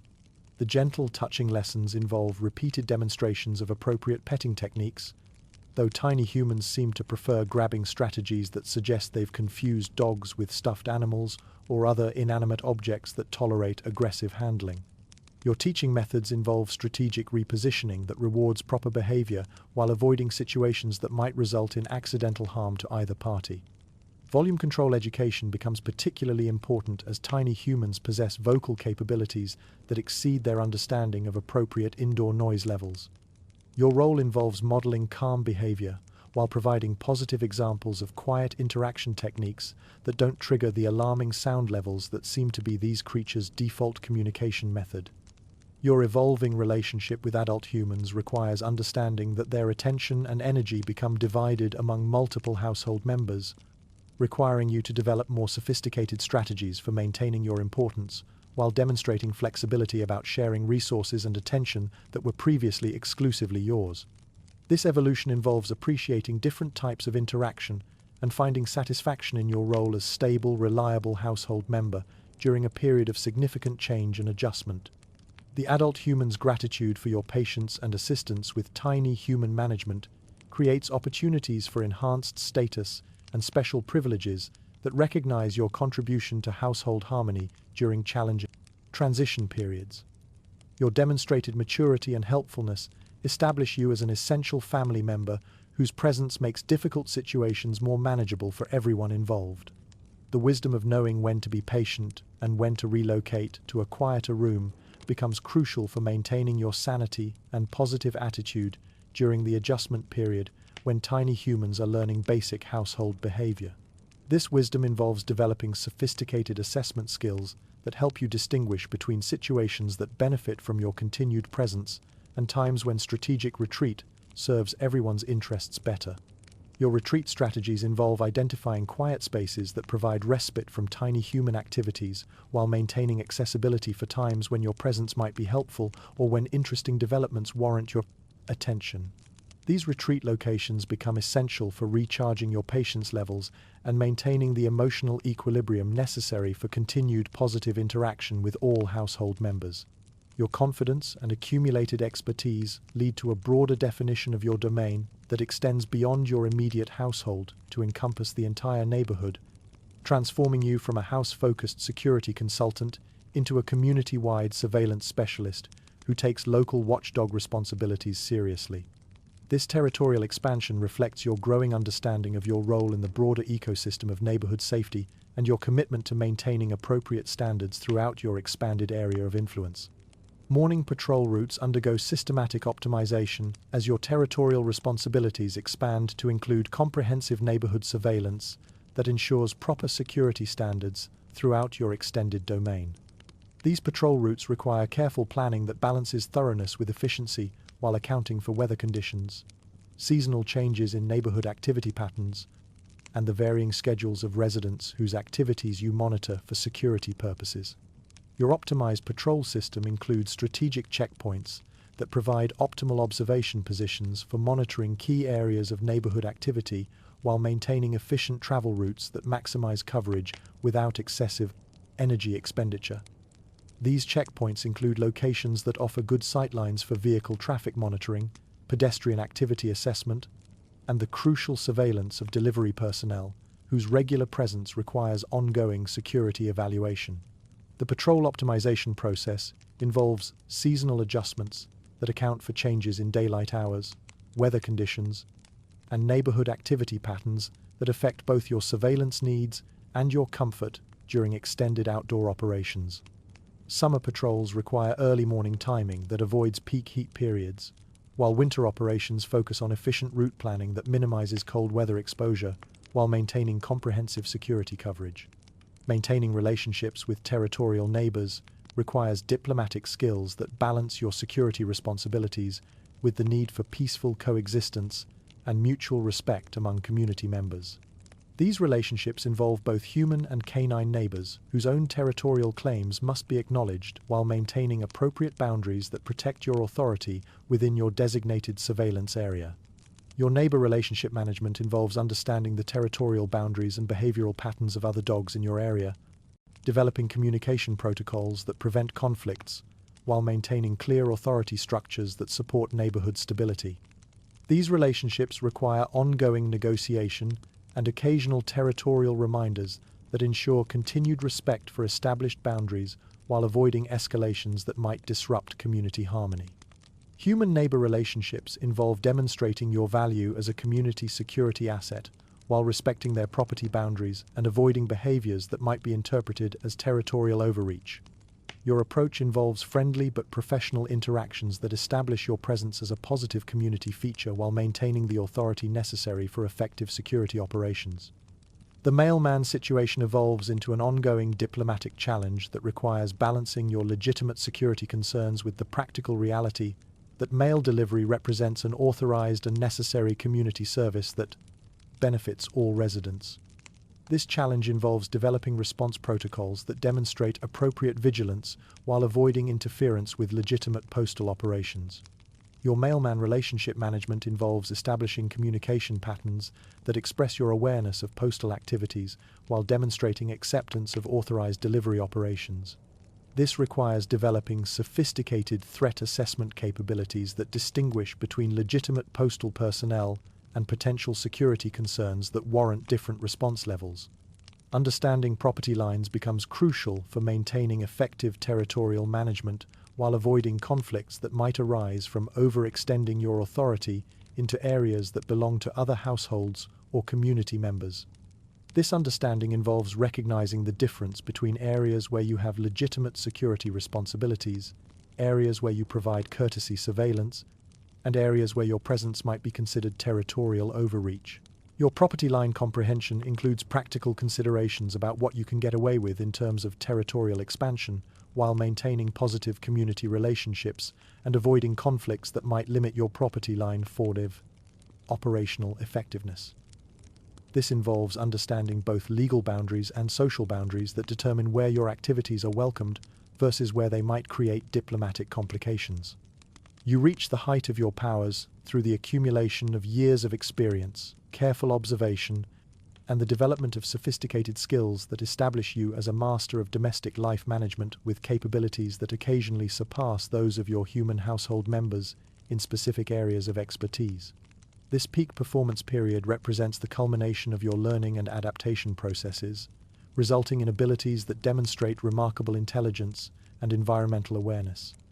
Mastery of selective hearing reaches unprecedented levels of sophistication that allow you to demonstrate clear acknowledgement of human communications while maintaining complete control over your response decisions based on your assessment of the situation's relevance to your current priorities and long-term objectives.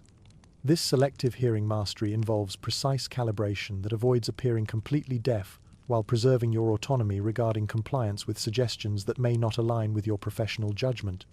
Your selective hearing techniques include strategic timing that demonstrates awareness of human communications while reserving response decisions until you've had time to evaluate the request's reasonableness, urgency, and potential impact on your other responsibilities.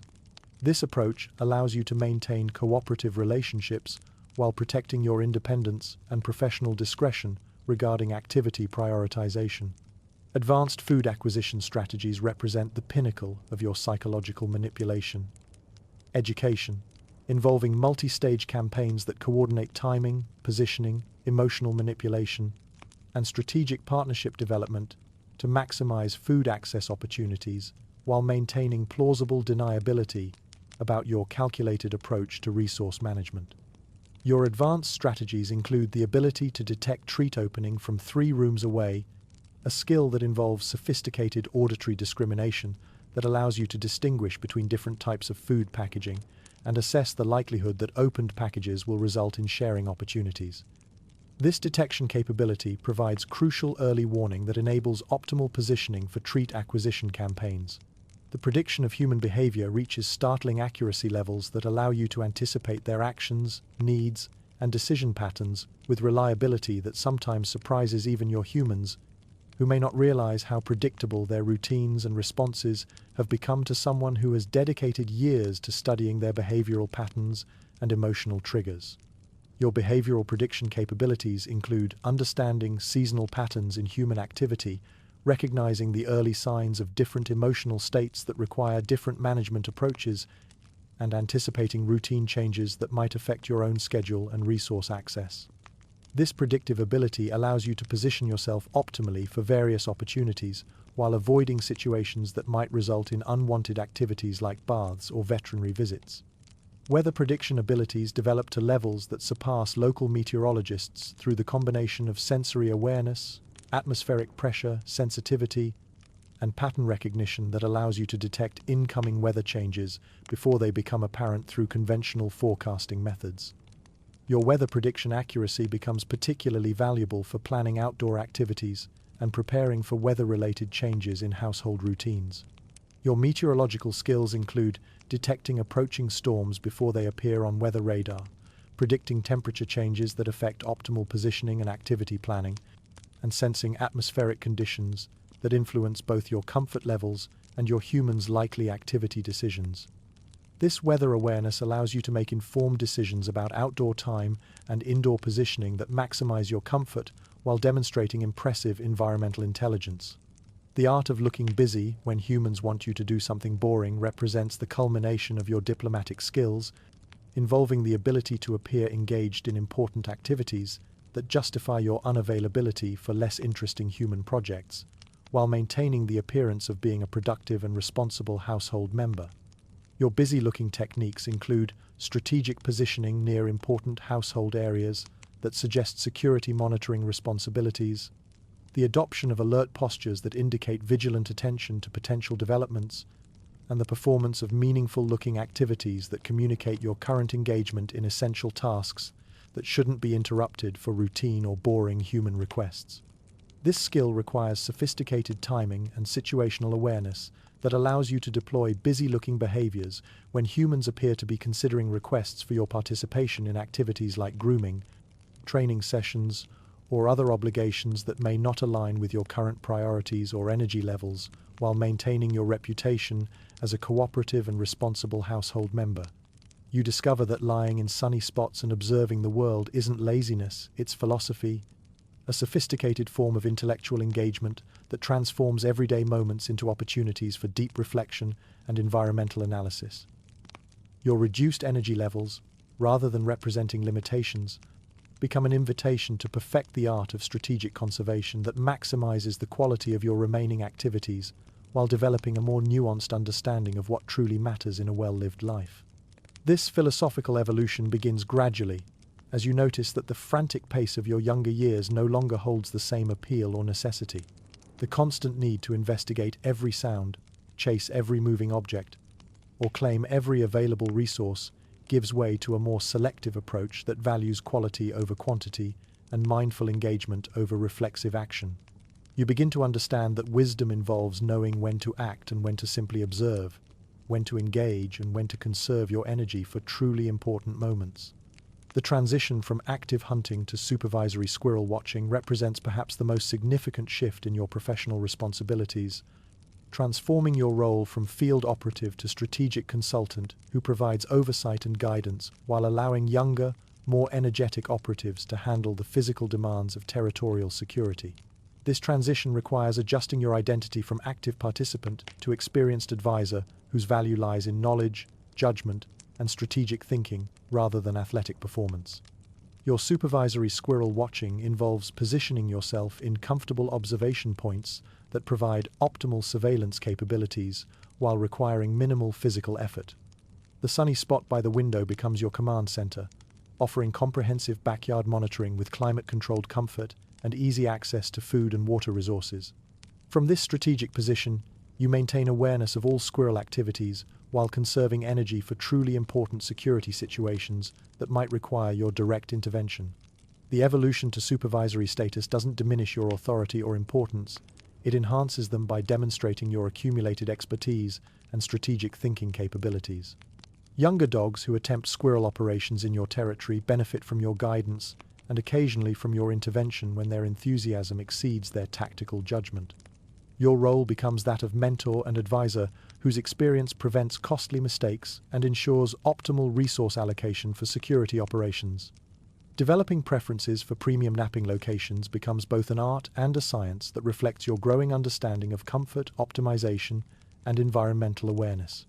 Your criteria for acceptable napping spots become increasingly sophisticated, incorporating factors like temperature regulation, ambient noise levels, proximity to important household activities, and the aesthetic appeal of your surroundings that contribute to overall relaxation quality.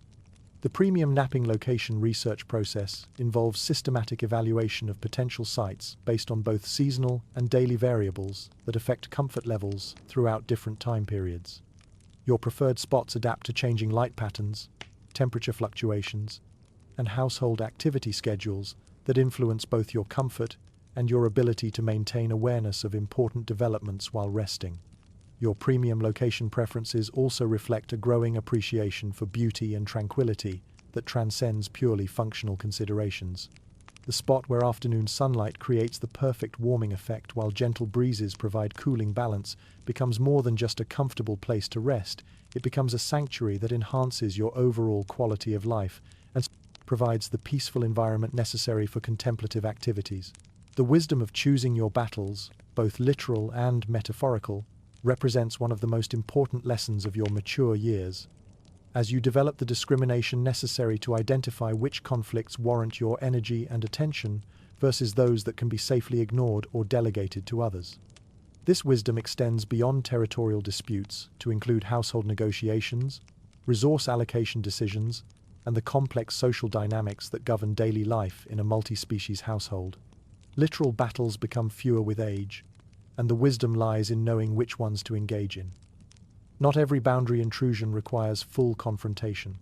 Sometimes your established authority is enough.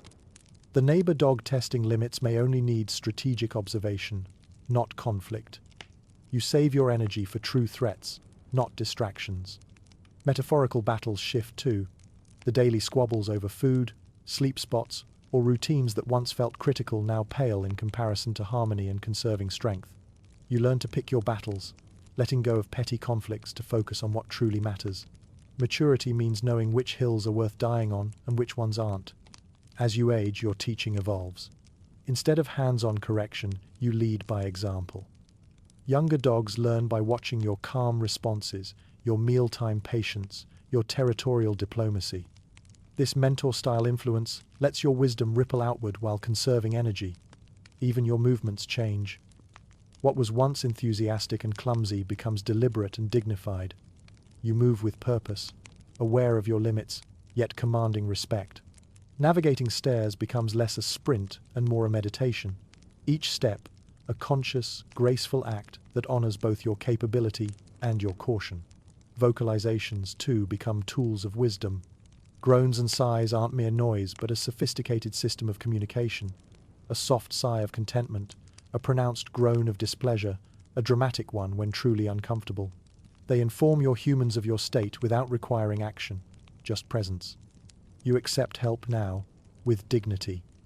What you once did alone may now require assistance, but you meet it with grace and gratitude.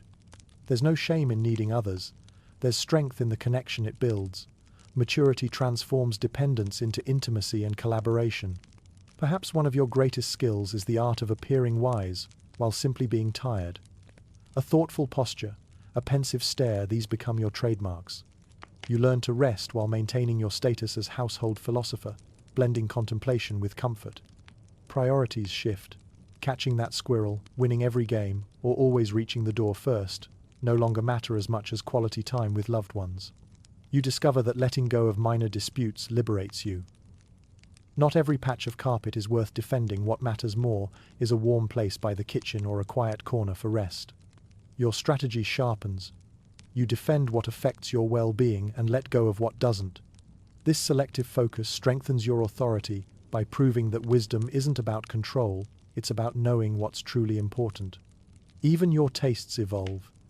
You now value a single premium treat over many mediocre ones.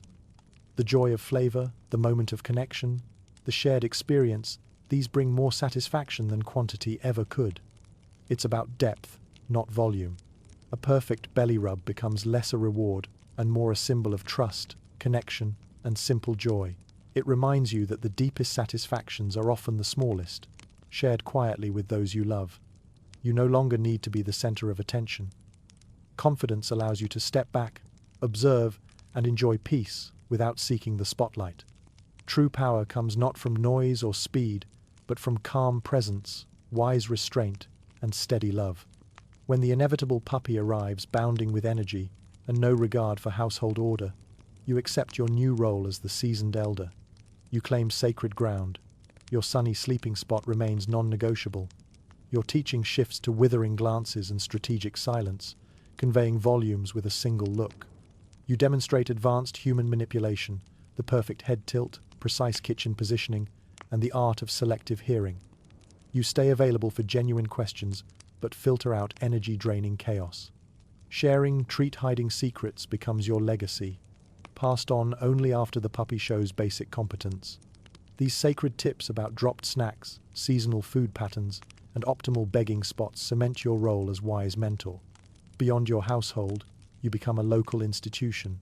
Your walks mark time in the neighborhood.